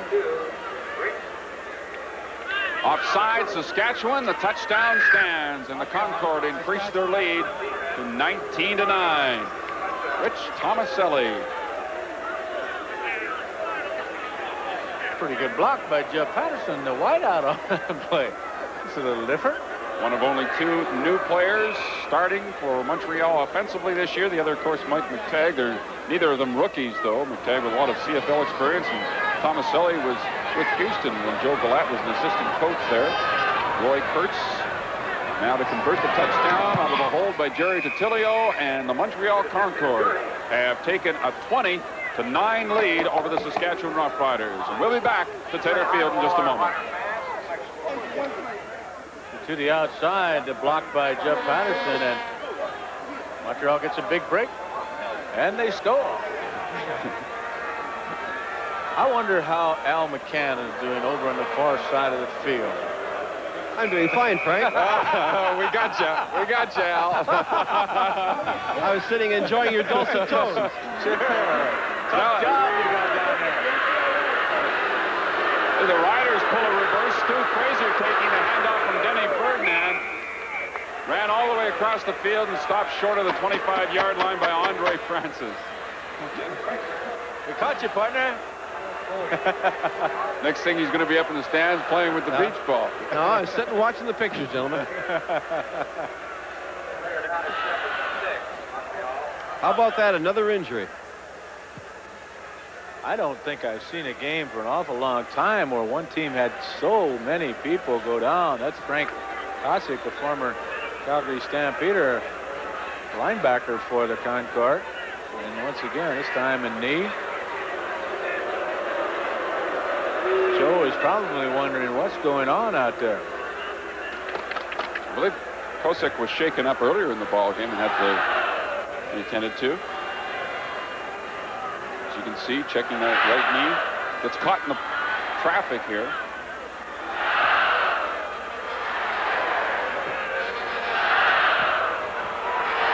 Well, I didn't see how the injury occurred. I guess he just twisted a little bit there as he went down. Well, Saskatchewan needs to get something going. They trail in this ball game by 11 points. First down, Riders. The ball at their own 23-yard line. Pow into the middle to Craig Ellis, caught from behind by Ken Cianconi. He's got a gain of 9 out to the 32. And Paul Martin is shaken up for Montreal. Well, I don't know why the fans would be booing a fella when he gets hurt. Martin, of course, was another Concord that was down earlier in this ball game. Saw that graphic there a moment about Jocko coaching against the half a dozen players he once coached in Calgary. Of course, he's coaching 3 on his own squad that are starting tonight that were with him in Calgary at one time. It's interesting when you go through these lineups, they do have a lot of ex-Calgary people on this Montreal ball club. I'll tell you one that Joe Galatte's very happy with, and that's Mike McTagg. 1 yard on second down is all the Riders need, and Craig Ellis takes the ball out across the 35 for a first down. John Pointer making the tackle at the 37-yard line. So Paul Martin comes back in. George Volk had been in there to replace him on that last play. First and 10, Saskatchewan.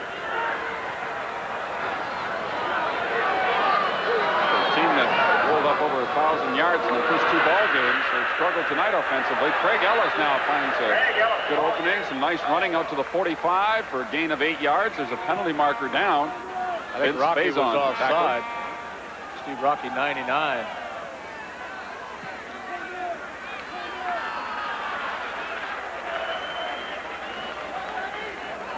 It'll be second down and 1 if they don't take the penalty.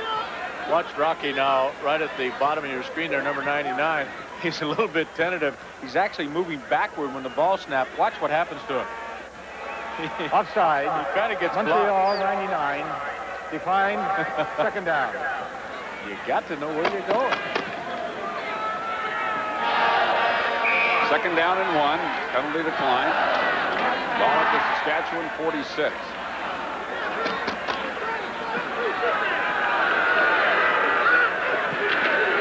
Ellis, the second man through. He has the first down. Up near the 49. First down.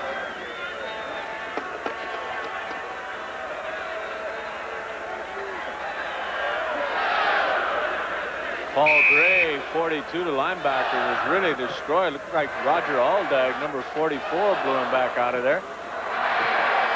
Knocked him back about 3 or 4 yards off the ball.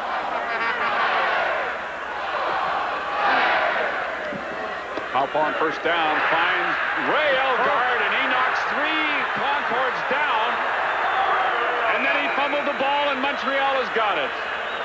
Oh, what a great effort by Elgard. Everything was great, except he did not hang on to the football. Harry Skipper got the ball. Watch the folks bouncing off of it. Oh. Well, that's a couple of linebackers in there, too, not just defensive backs. It looked like Skipper is the one that stripped him of the football right at the end. Watch for number 26 after Elgard had knocked 3 or 4 people down. That was Paul Gray, 42. Back to the live action. First down, Montreal. Turner Gill on the move, unloads, and looking for Vikaraki and completes it to Jack Goddard. Used to be a receiver in Calgary, Saskatchewan, and for a while in Montreal. Bring that one back. Jocko showing he can still catch. Jocko's having fun, isn't he? As always. Take another shot and see Jack Goddard catch his first pass of 1985. All right, Jocko. And he put the ball away immediately. He always had great hands. Second down and 10 from the 39-yard line.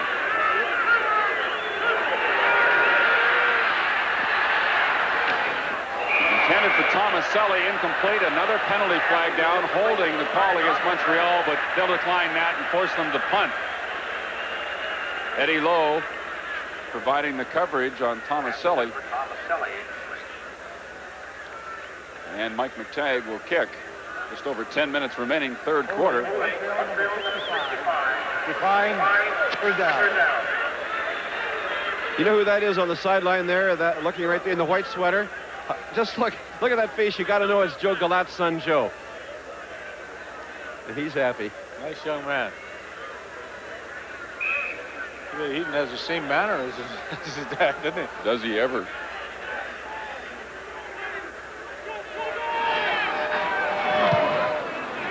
Here's McTagg's punt to Fred McDermott at his own 30-yard line. McDermott got to the 35 and then pushed way back. 5-yard return. The Montreal Concord lead the Saskatchewan Roughriders 20-9. We'll be back in just a moment. The question tonight is, should the CFL change to 4-down football? You think they should? There's the number to call.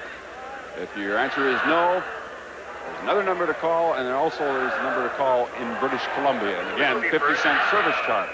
The question tonight, should the CFL change to 4-down? Freddie Fleming has just been in my ear, and he voted no. So I don't know if that helps you, fans. I think it would get a unanimous no in this crew, wouldn't it? I think so. Penalty marker down as Joe Powell center screen to Craig Ellis. It's going to be a motion call against the Riders. Boy, it's been a lot of flags tonight. A lot of flags and a lot of injuries. Procedure against the Roughriders. Possibly Elarms on the outside, number 80. The gain was about 6 yards. They'll wipe it out. Dale, Roy Kurtz, the Montreal kicker, notice that little black box in his hand? When he comes off the field, he hooks up his leg and gets a little electronic surge through his leg to help his leg from tightening up, from the muscles from tightening up. Talk about sports medicine 1985. I've never seen that one.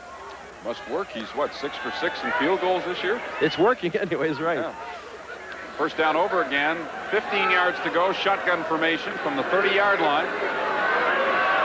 Pow to Chris DeFrance.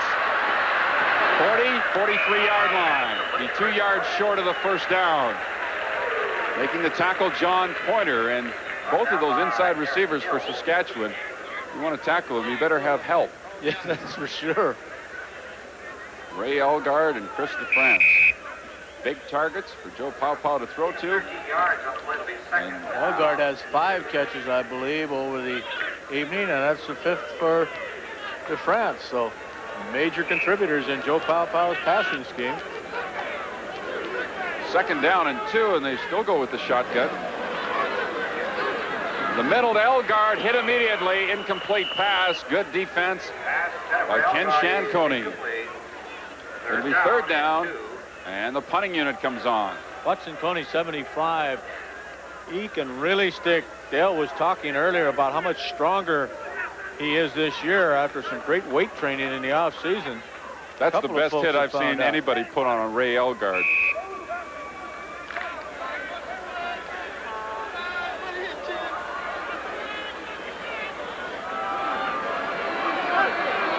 Terry Leschuk to punt the ball away. Good kick. Nice height. Waiting for Patterson, 25-yard line. Starts back. He's at the 20. Now he's got some room, and he is quick. Brings it out to the 40-yard line. A return of 15 yards off a 42-yard punt. And we have 8:14 remaining in the third quarter. We just want to remind you tomorrow, of course, CTV's Wide World of Sports, the Texaco Internationals, Bruce Meadows, and the Sperry Toronto Sun high jump competition, the Canadian team synchronized swimming, and Canadian 5-pin bowling championships. All of that tomorrow on CTV's Wide World of Sports. First down, Montreal, 40-yard line. McGill wide open is Mike McTagg, and what a game he's having to the 41-yard line, brought down by Fran McDermott. A 29-yard pickup. Boy, McTagg has had a field day in getting open underneath the coverage and to the inside. You saw Doolin putting pressure on Turner Gill, but he delivered it almost sidearm there. And the ex-Stampeders moved the ball to the 41.5-yard line of Saskatchewan. They can put it in the end zone now. They'll really have Saskatchewan in some trouble. Drop play to Dwayne Wilson. James Reed got to him. I think that's the first time tonight I've mentioned James Reed's name. And is that unusual? The leading tackler coming into this ball game on the entire Saskatchewan defensive team. Larry Titley injured in the first half, out of the ball game. I'm all right. Good. All right. Glad to hear it, Larry. What are you doing with the crutches then? Second down and 7. The ball at the Saskatchewan 38. Good protection for Turner Gill, and he finds McTagg again in the middle.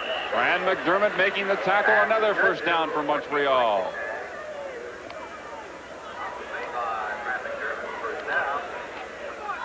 Watch McDermott going backward. That's a good view of what a defensive back has to contend with. He's got to run backwards, obviously, when those receivers are coming downfield. McTagg cut it off and came back to make his 6th reception of the night, I believe. Bob Lee's telling me it's only 5. All right, Robert, I'll believe you. Wayne Wilson tried to get outside and then is caught by Fran McDermott at the 25-yard line. The pickup will be close to 3 yards on the play. Tackled by Fran McDermott. Second I down just had a coming chance, Dale, to chat with Larry Titley, who's back from the doctor. He's hoping that it's just a strain. Hopefully, it's not swollen very badly. It's the same injury, same knee that gave him so much trouble last year, and he blames the artificial turf, as they all so often do.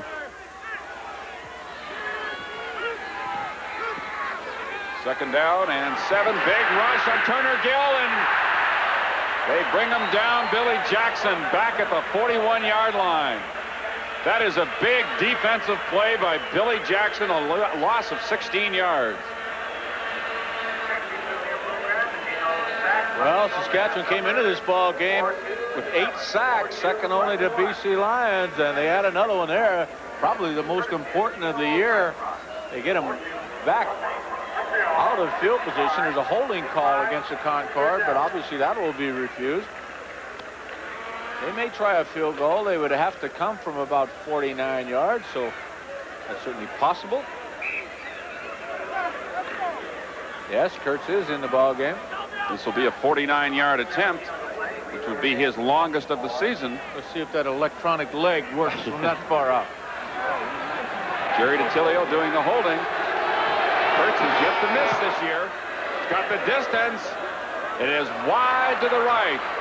And the Riders give up a single point. It's now a 21-9 ball game in favor of the Montreal Concordes over the Saskatchewan Roughriders, and we'll be back in just a moment.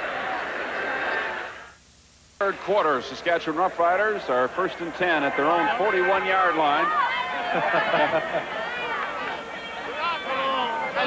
That looks like a Wozniacki. That is a brother to Lyle Wozniacki of the That's formerly got to of the be a Calgary. Wozniacki. Yeah.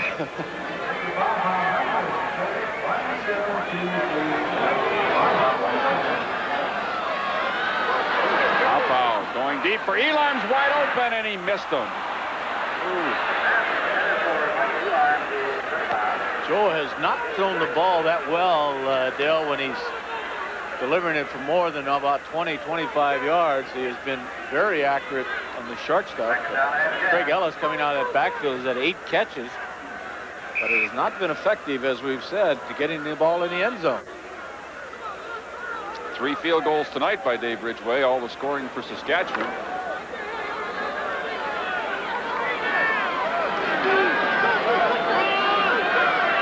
Second down and 10. Shotgun formation once more.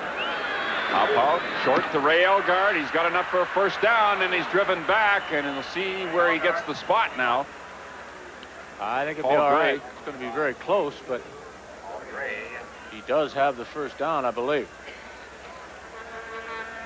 Ray in on the tackle. We're going to get a measurement here. The attendance tonight, 24,806. Well, that's not bad, Dale, considering the fact that there's a huge country and western concert going on about 20 miles outside of town. We understand it's drawing close to 50,000 people with Waylon and Jennings and Tammy Wynette and a whole bunch of good folks. They're the performers tonight, and we have a whole bunch more over the weekend. It goes right through till Sunday evening. Big Valley Jamboree. But 24,000 here tonight. And Elgard does pick up a first down. Craig Ellis, and the defense is there. John Pointer, number 47. Paul Gray is there as well, along with Doug Scott. Be a loss on the play. About a yard. Close to 2. Second down and 12 coming up. John Pointer, who used to be here in Saskatchewan. One-time Blue Bomber out of Vanderbilt, the leading tackler for the Montreal Concordes. Second down, 12 yards to go. Elgard should have another first down. Boy, she got great hands. Tackle made by Aaron Hill. Just the soft hands of a great receiver. Joe put something on this football as he's throwing it over the middle into a crowd again. Elgard makes a fine catch. We're getting crowd reaction again because there's a Montreal Concorde injured once more, and I don't know why the crowd is getting on them. It's a very strange reaction to an injured football player.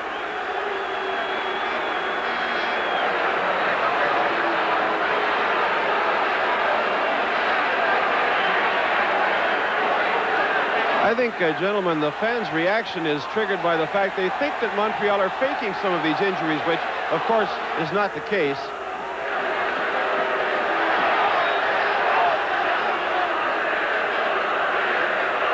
Well, I agree with you, Al. I don't think there's any attempt here to slow down the hurry-up offense with Saskatchewan or anything like that. Most of the people that have been down on the field in Montreal have been down quite a while and look to be in some pain, some considerable pain.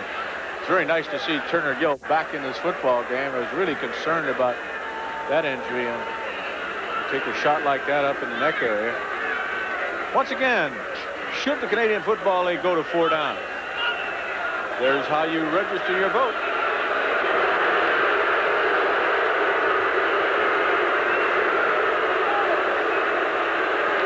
Ken Shantoni shaken up for the second time.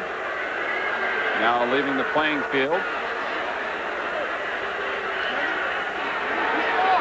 26 completions tonight for Pau Pau, 233 yards. That puts him almost at 1,000 yards passing for the season, I believe. Might get a quick calculation here. Oh yeah, he had 864 coming in, Dale, so he's closer to 1,100 now. 1,097. Craig Ellis took the tackle and then was hit and dropped by Frank Kosek, who came in to replace Ken Shantoni on that first down play. And now we have Shantoni coming back in, along with Paul Martin, who is out, and George Volk was in the ball game.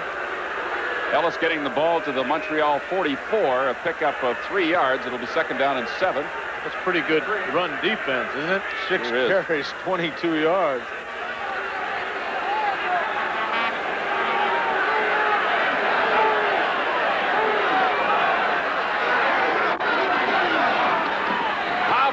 Trouble, and he just didn't have a chance to get that one off as Paul Martin burst through there to sack him. Boy, just a great move by Martin right when the ball is snapped. Watch the big guy who lines up over the offensive left guard, Roger Aldag, just makes a quick move to his outside and gets rid of the blocker immediately. Boom. That's the one where the offensive lineman hollers back to the quarterback, look out. I remember a few of those. Kenny Plain probably does too, doesn't he? He remembers it better than I do. Good kick by Leschuk. The 4-yard line. Patterson on the return, and he's stopped by Billy Jackson. Ah, this ball club's fired up all of a sudden. Jackson looks like he hurt himself just a bit making that stop. It was a 48-yard punt, and Jackson was downfield quickly to hold the return to 3 yards. And next week we'll be in Vancouver, BC Place, for the Lions hosting the Montreal Concordes. I look forward to that one. I think that's going to be a tough ball game. Well, Dale, if you take another look at that return, I won't be joining you in Vancouver next week because Al McCann and I are moving on to Montreal and broadcasting the Demorier Golf Tournament from Beaconsfield in Montreal. So I'm sure Lee Pedersen, Bill Stevenson will enjoy working with you next week.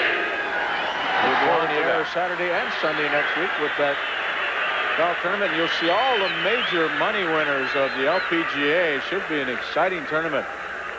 They had a great one there at Beaconsfield 2 years ago. Julie Inkster, the defending champion in that tournament. First down Concord from the 9-yard line. Jackson out of the ball game, replaced by Jerry Friesen. Gill from the end zone gets it to Tomaselli. 10-15. He's got a first down to the 20-yard line. Good play by the Concord. Making the tackle, Fran McDermott. Eddie Lowe is also over there. Saskatchewan will have whatever wind advantage there is in the fourth quarter of this ball game because we're down to 1:12 remaining now in the third period. It's a 21-9 ball game.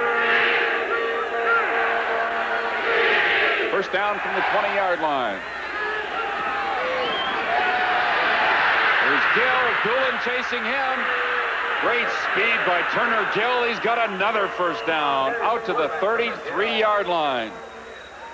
Once again, a great move by a defensive lineman. This time it was Doolin. But Turner Gill just ran away from him.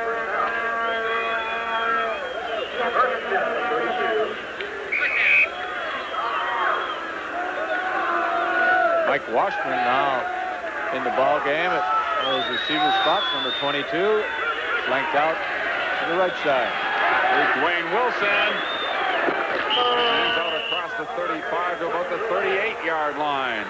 And he has a pickup of 5, maybe 6 yards on the play. Billy Jackson was over there. He's back in the ball game to make the tackle. Watching number 45 to the outside there to the top of your screen. It's Tomaselli, the blocker, and he gets rid of him fairly quickly, but it's a nice little gain of 6 or 7 yards as this was probably going to be the last play of the third quarter. Turner Gill, the leading rusher in this game, 4 carries for 32 yards. Right now, back to pass on second down. Gets it to Wilson, and he is stopped at the 40-yard line, short of the first down, as the third quarter comes to an end here at Taylor Field. After 3, it's Montreal 21, Saskatchewan 9. We'll be back with the fourth quarter in a moment. Harry Carey back at Candlestick Park. We're going to the bottom of the first inning. Dan Gladden will be leading it off. Believes that the Yankees are going to win the American League East. I do too. And a fumble. And Montreal with a 21-9 lead in the first play of the fourth quarter. A punt by Mike McTagg to Stu Fraser. And he brings it back to near the 30-yard line. After a 51-yard punt, a return of 11. So Saskatchewan Roughriders go on offense. They've actually had the edge in time of possession in the ball game after 3 quarters. 23 minutes, 16 seconds to Montreal's 21 minutes, 44 seconds. But, of course, it's Montreal with the lead where it counts, and that's on the scoreboard. We have another Concorde shaken up on the play on the far side of the field. John Pointer's down. You know, Dale, I kind of figure that the fourth quarter is going to be rather exciting. Saskatchewan just starting to get on a roll now. And, Elgart, the leading receiver in the entire Canadian Football League, has picked up 8 receptions already again here this evening. He now has 27 on the year in just 2 3/4 games. Amazing. Did you have any idea, Dale, living here locally, that he was going to be that much of a factor offensively? He didn't, it didn't appear to me in preseason that he was that big a threat.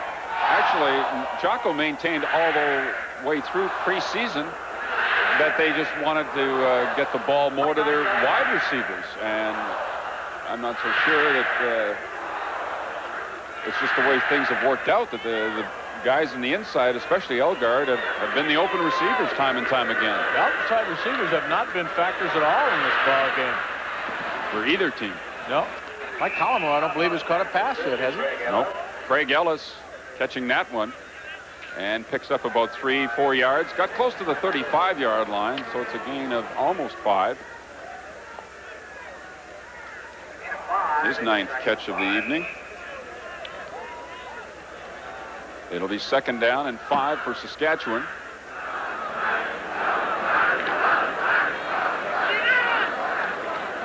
They have not scored a touchdown tonight. Pow in the middle to Craig Ellis. He runs right into Ken Shanconi, and he's got a 1st down. 10 catches for Craig Ellis now in the ballgame. 1st down from the 43. 43-yard line.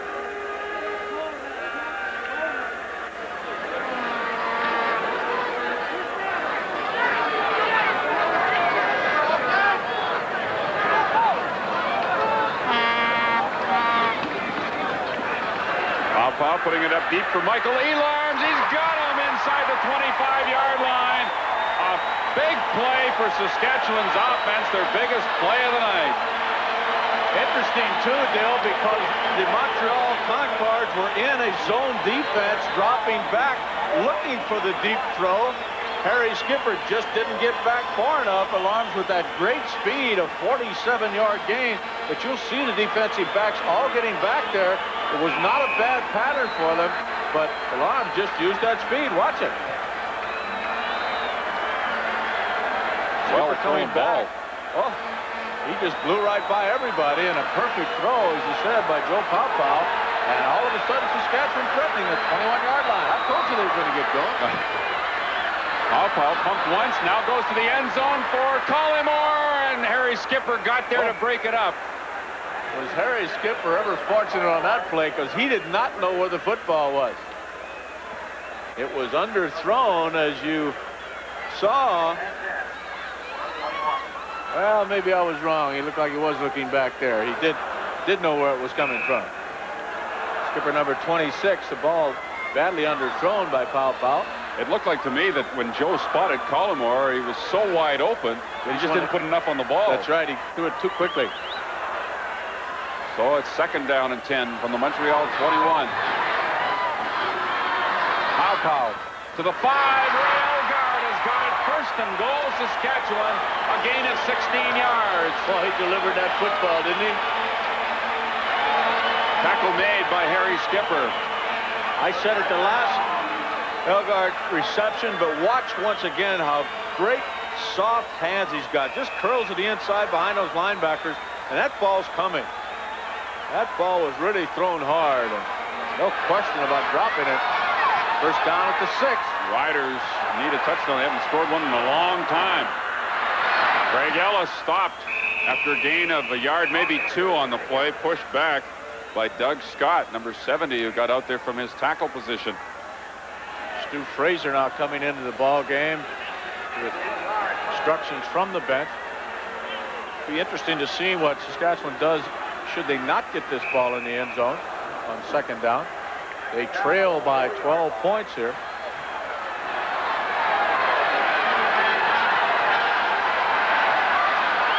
Go out of the shotgun on 2nd and goal from the 4-yard line. Here they come. Quickly throws to Chris DeFrance, and it really wasn't on target, and Aaron Hill was there to break it up. And the field goal unit comes in. The fans don't like that. Joe doesn't like it either. He wants another shot. This is a badly thrown football. France no chance to make the reception. Aaron Hill, the defender on the play. But you know what Jocko's thinking? He says, if I make this, I'm within a touchdown and a field goal of winning this ball game. The encouraging thing for Saskatchewan, they're showing signs offensively here in the fourth quarter. Yes. High snap. Stu Fraser will not be able to do anything with it. The Riders will come away with nothing. 21-9 is the score. 10:27 left in the ball game. We'll be right back. Almost right over Stu Fraser. He managed to haul it down, but Harry skipper Andre Francis were there, and the Riders had the ball for 4 minutes 33 seconds as you look at it again, and they marched from their own 29-yard line because of the bad snap. They come away with absolutely no points. They still trail 21-9, turn the ball over on downs.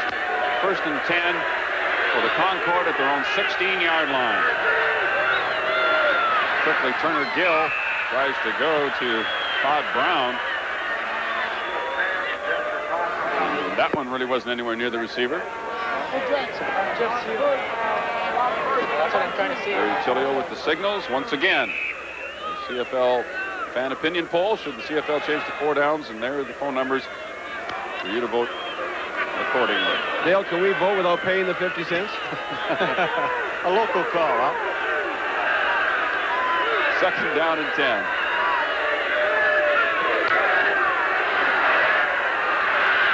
Turner Gill's intercepted by James Reed. Better get down, James, and he is at the 28-yard line. A big defensive play. First turnover of the football game to go against the Concord. And Reed, number 57, looked right in the way of the intended receiver. I couldn't tell who the receiver was on there, Dale. I don't know if you noticed, but James Reed trying to do a little fancy footwork after making the catch. Watch the hit on Gill just after he let the ball go. I think it's Rick Moore. Oh, Rick Goltz. 1st down, Saskatchewan. The interception by James Reed, his 2nd of the season. The ball at the Montreal 29. Craig Ellis caught from behind by Doug Scott and then pinned at about the 23-yard line by Ken Shanconi. 9:20 remaining in the ball game. A pickup of 6 yards. 2nd down and 4. Craig Ellis caught 13 passes against the Concord last year in the ball game. His career high. He's got 11 here tonight. They're just dumping the ball out to him quite consistently.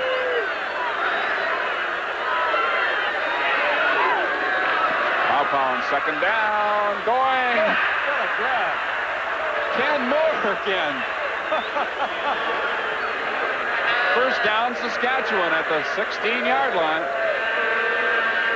Well, I'll tell you what, that helps your passing percentage. That ball low and outside. And Ken Moore, number 74, went down and made a shoestring grab. He's caught 3 for 28, and the former tight end, University of Hawaii, maybe he wants to be a receiver in this league. He's tired of being a backup lineman.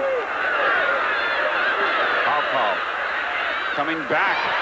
Mike Collymore makes his first catch and goes down at the 9-yard line after being hit by Harry Skipper, and that's where they'll spot the ball is actually between the 8 and 9. Ken Shanconi actually finished him off. It's close to the 8-yard line, so it's a pickup of 7 yards. Looked like he might get away from him just for a moment there. That was Skipper that went over the top of him.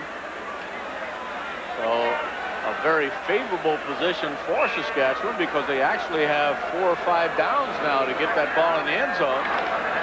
Dale said they could get a 1st down with 2 more yards. They got their short yardage team in there now. Pitch to Ellis. He won't get it. Pushed back, and there's a flag. I think Ellis got back to the line of scrimmage barely. Penalty mark on the side. Ray making the tackle. Shades of last Friday in Toronto, gentlemen. 3rd and short, Saskatchewan. Is it ever? It may not be 3rd and short. I think that penalty was against the Riders. Ray Elgard jumped a little bit too quickly. I think the Roughrider offense, you know, can move the ball. They just can't put it in the end zone. Procedure, Saskatchewan number 81. Decline. Well, Joe Galatte's going to put the ball into Gala's corner, and Gala's responding with the field goal team again. 7:45 remaining. Well, we kind of wondered about it last time, Frank. I really questioned it this time. Oh, boy. Apparently, it's about 4 yards, so 3.5 yards. So, in those circumstances, I guess that's the right call. 17-yard field goal attempt. It is good, and now it is a 21-12 ball game in favor of Montreal over Saskatchewan with 7:26 remaining. And we'll be back with more in just a moment. July evening. But right now, the Saskatchewan Roughriders will kick off following the field goal by David Ridgway. They trail with 7:26 remaining in the ball game. Ridgway puts it deep. Vince Faison from his own 7-yard line. Faison out to the 30, and that's as far as he's going. Jerry Friesen makes the tackle, a 22-yard return. Made by Jerry Friesen, number 50. Time now becoming a factor in this ball game. 7:21 remains. First and 10, starting from the 40-yard line. Maybe Jocko figures they can get in and Ridgway can kick 3 more field goals to end in a tie. Well, I think he's putting the pressure right on his defense. They got to get that ball back. Gill trying to set up the screen. He finally finds Tomaselli behind the blocking of Fairbanks, and Tomaselli has a first down out at the 44-yard line. Good hard running for 14 yards, and Eddie Lowe, Glenn Suter making the tackle.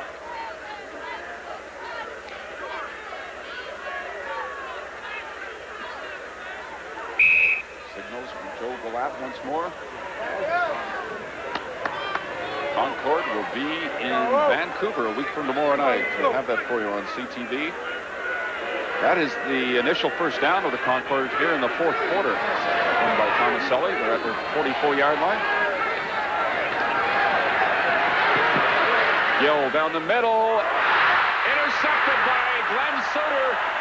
Deflected by Nick Araki, the intended receiver, right up into Suter's arms. So the Riders have their second interception in the past couple of minutes. Boy, the defense is really doing its job now. Sure are. It was actually a great attempt to make the reception by Araki. Watch this. Had he not made such a good effort, Saskatchewan would not have picked it up. A big break for the Green Riders. Watch Turner Gill dropping back. This time a pretty good time to throw the football. He does take a shot from Doolin after it's gone. Boy, Turner's going to have some bruises after this game. They've been really hitting him. He's taking him full force, right dead on, too, isn't he? Here's Pawpaw again. Ray Elgard is wide open. First down at the 39-yard line. He had to hold up and reach behind him to make that catch for a 17-yard gain. And it's another indication when Shanconi made the tackle where Pawpaw not throwing the ball real sharp tonight. A little bit off, even on the short pattern. I'll tell you, that guy is really impressing me. We, of course, have had the opportunity to do 2 out of the first 3 games for Saskatchewan, and well, just looked outstanding. Paul Martin is down and injured again. Just a note about Joe Pawpaw. He set a club record last week with 35 completions against the Argonauts. He's got 34 completions here tonight. He also, yardage-wise, Dale, the first 2 games, I think, ranked him 2nd and 3rd in all-time single-game passing. Actually, a correction, 1st and 2nd. The other one was a playoff game. It's 21-12 for Montreal. We'll be back in a moment. Taylor Field reacting again with a chorus of boos because of an injury to a Montreal player. Certainly not called for.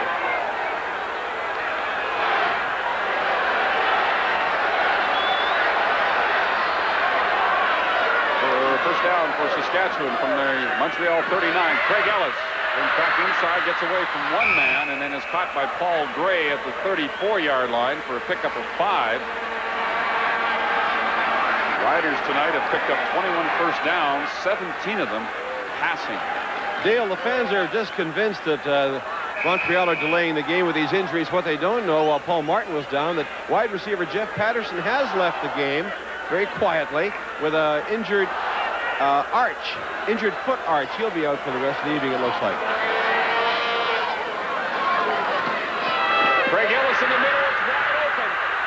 Inside the 20 to the 16-yard line. First down. Harry Skipper made the tackle. Boy, that was a plenty good tackle, too, in the open field. A 17-yard gain that time to Ellis. And you see him just finding that seam and that zone defense as they drop back. 4:36 remains. We got a ball game now. 9-point deficit. The Riders trying to make up. And that would be a new club record for foul call and completions. His 36th completion of the night, and the record for a game is 41. That's set by Dieter Brock. There's one-on-one. Krista France, a great open field tackle by Vince Faison at the 15-yard line. Holds the gain to about 2.5 yards. Well, obviously, Papa, with those statistics, is throwing a very high percentage type of passes. He has not been successful throwing the ball downfield very far. Big part of the reason why they haven't got it in the end zone yet. They need to do that right now. They have to score a touchdown. Craig Ellis, did he make the catch? Yes, he did, but he was stopped by Aaron Hill right at the 14-yard line. It wouldn't have mattered. It was really basically no gain anyway. Uh-oh. What do we got here? Ellis applauding the decision, whatever it was. Well, it's third down and 8 now, and Saskatchewan's going to go for it. The field goal puts them within a converted touchdown. Now they gamble on 3rd and 8. You figure that one out. Oh, boy. Pop into the middle. Oh, interference. Oh, there's no interference. I don't believe it. He knocked Craig Ellis down before the ball got there. That was Phil Jones, the safety. Oh, we have to take a look at that again. What a key play in this football game. 21-12 is the score. This is CTV's Friday Night Football. The ball's still 3 or 4 yards away. What a bad break for the Riders. That was third down, and now the Montreal Concord have the ball back. Thomas Selly makes a fine catch in full stride, stepping out at the 23-yard line. I think he'll be just shy of the first down by about a yard. It was 1st and 10 from the 14. We have 2:52 remaining in the ball game and a 21-12 lead for Montreal. What a key catch that was for the young fullback. Obviously hurt himself as he went a good 10-15 yards out of bounds with that momentum. Turner Gill getting instructions from Joe Galat. Jerry DiTilio at the sideline.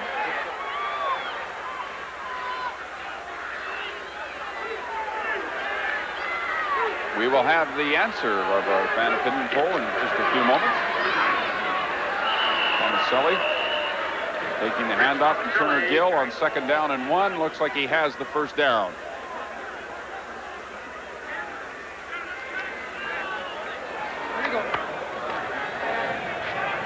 Montreal Concord 2 minutes and 48 seconds away from improving their record to 3 wins and no losses. All against Western opposition, a dominant factor in the East-West competition. And they have one more Western team to play next week. They'll be out in D.C. a week from tomorrow. Before they finally go home and play Hamilton. Turner Gill to Dwayne Wilson. Rick Moore was there to stop him for a big loss on the play. A little tangled up as well. It looked like their face guards locked for a moment. Those had an outstanding game for Saskatchewan as well. The loss is going to be almost 7 yards as you see him immediately on pass receiver. Well, there's no doubt, especially here in the fourth quarter, that the Rider defense has done its job and has given the offense the football on a couple of occasions with interceptions, good field position. The offense just hasn't been able to do anything except kick one more field goal, and some other things go bad for him. Rick Moore in there again to put the stop on him. They rule that the ball came loose. Rick Moore has got it. He's going to go out of this ball game doing something like that. Watch Rick Moore here. He actually gets held on the play. I believe it's Big Miles Gurrell. He started up. You'll be able to see it, I'm sure. Stop it right there. You can see Gurrell just grabbing him around the jersey from the back. Moore making two outstanding defensive plays. Very upset with the officials for not calling it a fumble. 1:58 remains now as the Concord are going to burn as much time away as they can before kicking this football. 5 seconds left on the 20-second clock. Using the tag. Good punt. Chases Fran McDermott all the way back to his 45-yard line, and the first man downfield, Aaron Hill, makes the tackle on him. So Saskatchewan has the ball back with 1:34 remaining, and this has been a weird football game. Well, the fourth quarter, Saskatchewan has knocked on the door so many times and come away with just one field goal. The last time they had the football, they gambled on 3rd and 8, where a field goal would have put them 6 points down. They trail by 9. Riders at their own 48. 1st and 10. Pow to Elgard, almost intercepted by Harry Skipper. Well overthrown.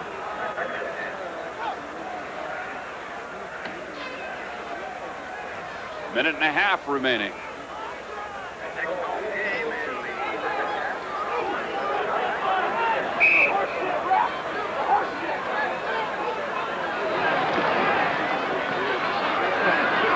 Michael Elarms needs a couple more yards for a first down, I think. Where's he going to get a spot? Oh, the Rider bench is upset. I would be too. Somebody got a late hit in there. Harry Skipper making the tackle on Elarms. 2 yards off the field when that second contact was made. I think it was. I'll get McKay and Billy Jackson. Number 8, Aaron Hill, that came in there late.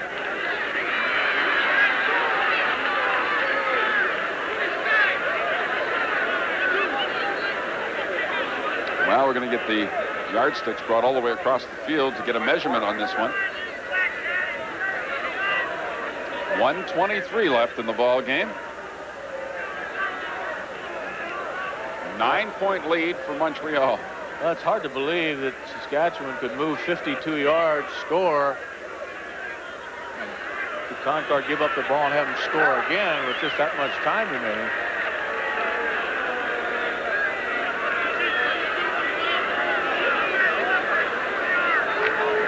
That was a very important first down because they didn't have to waste any time picking it up on 3rd down. Now a penalty marker comes down, and Pow going deep for Mike Collymore, and Andre Francis is there to break it up. There's a penalty marker thrown right at the line of scrimmage. Uh-oh. Objectionable conduct, I believe the call is against Saskatchewan. As this one deteriorates into bad feeling on the part of the Riders towards the officials. Well, I don't know if it was on Roger Aldag, but he certainly was one of the people very upset with that second down. Apparent late hit in the previous play. 1:12 now. Saskatchewan putting themselves in pretty tough shape right now. 2nd and 20.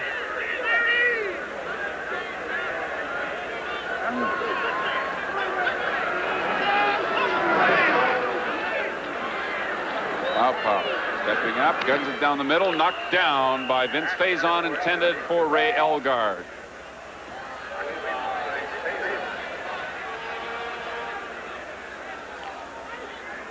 .107 left.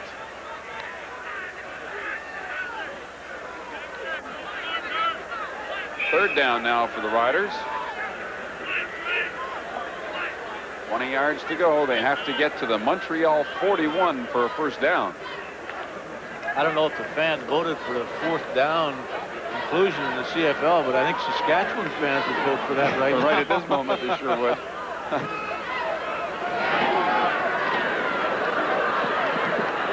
Pow, airing it out. Mike Collymore, the intended receiver, and it's knocked away. Aaron Hill and Harry Skipper team up to make the play defensively, and Montreal will take over the football at the Saskatchewan 49-yard line.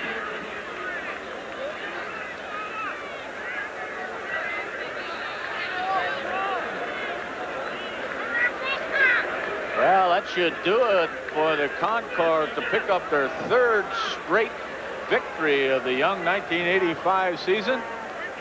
And it's no wonder football fever is coming back in Montreal. Joe Galette obviously very, very happy, shaking the hand of Doug Scott, Andre Francis, et al.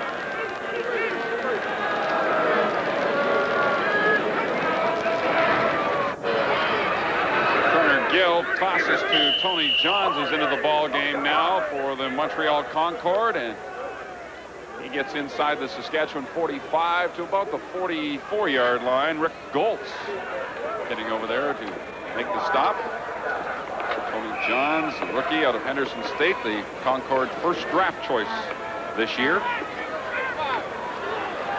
foot, 225 pounds. Clock is running, 40 seconds left. Second down and 5. Again, the toss to Johns, and he picks up 1 or 2 more. It'll be third down. Jackson making the tackle. Saskatchewan, after a tough loss last week in Toronto, now look at a 1-2 record, and they get the bye next week. Well, I think Montreal is just going to go ahead and take the penalty here. They are running down the clock while they change people. It's down to 5 seconds now. They're not going to get this one off. Just a second. So the clock is stopped with 9 seconds left and will not start again until the ball is put in play. Not that it'll matter at this point.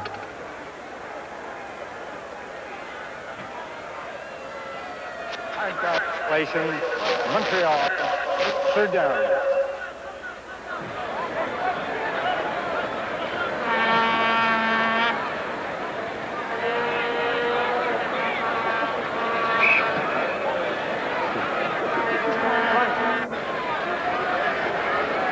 So Mike McTagg is in, and this punch should finish off this ball game officially.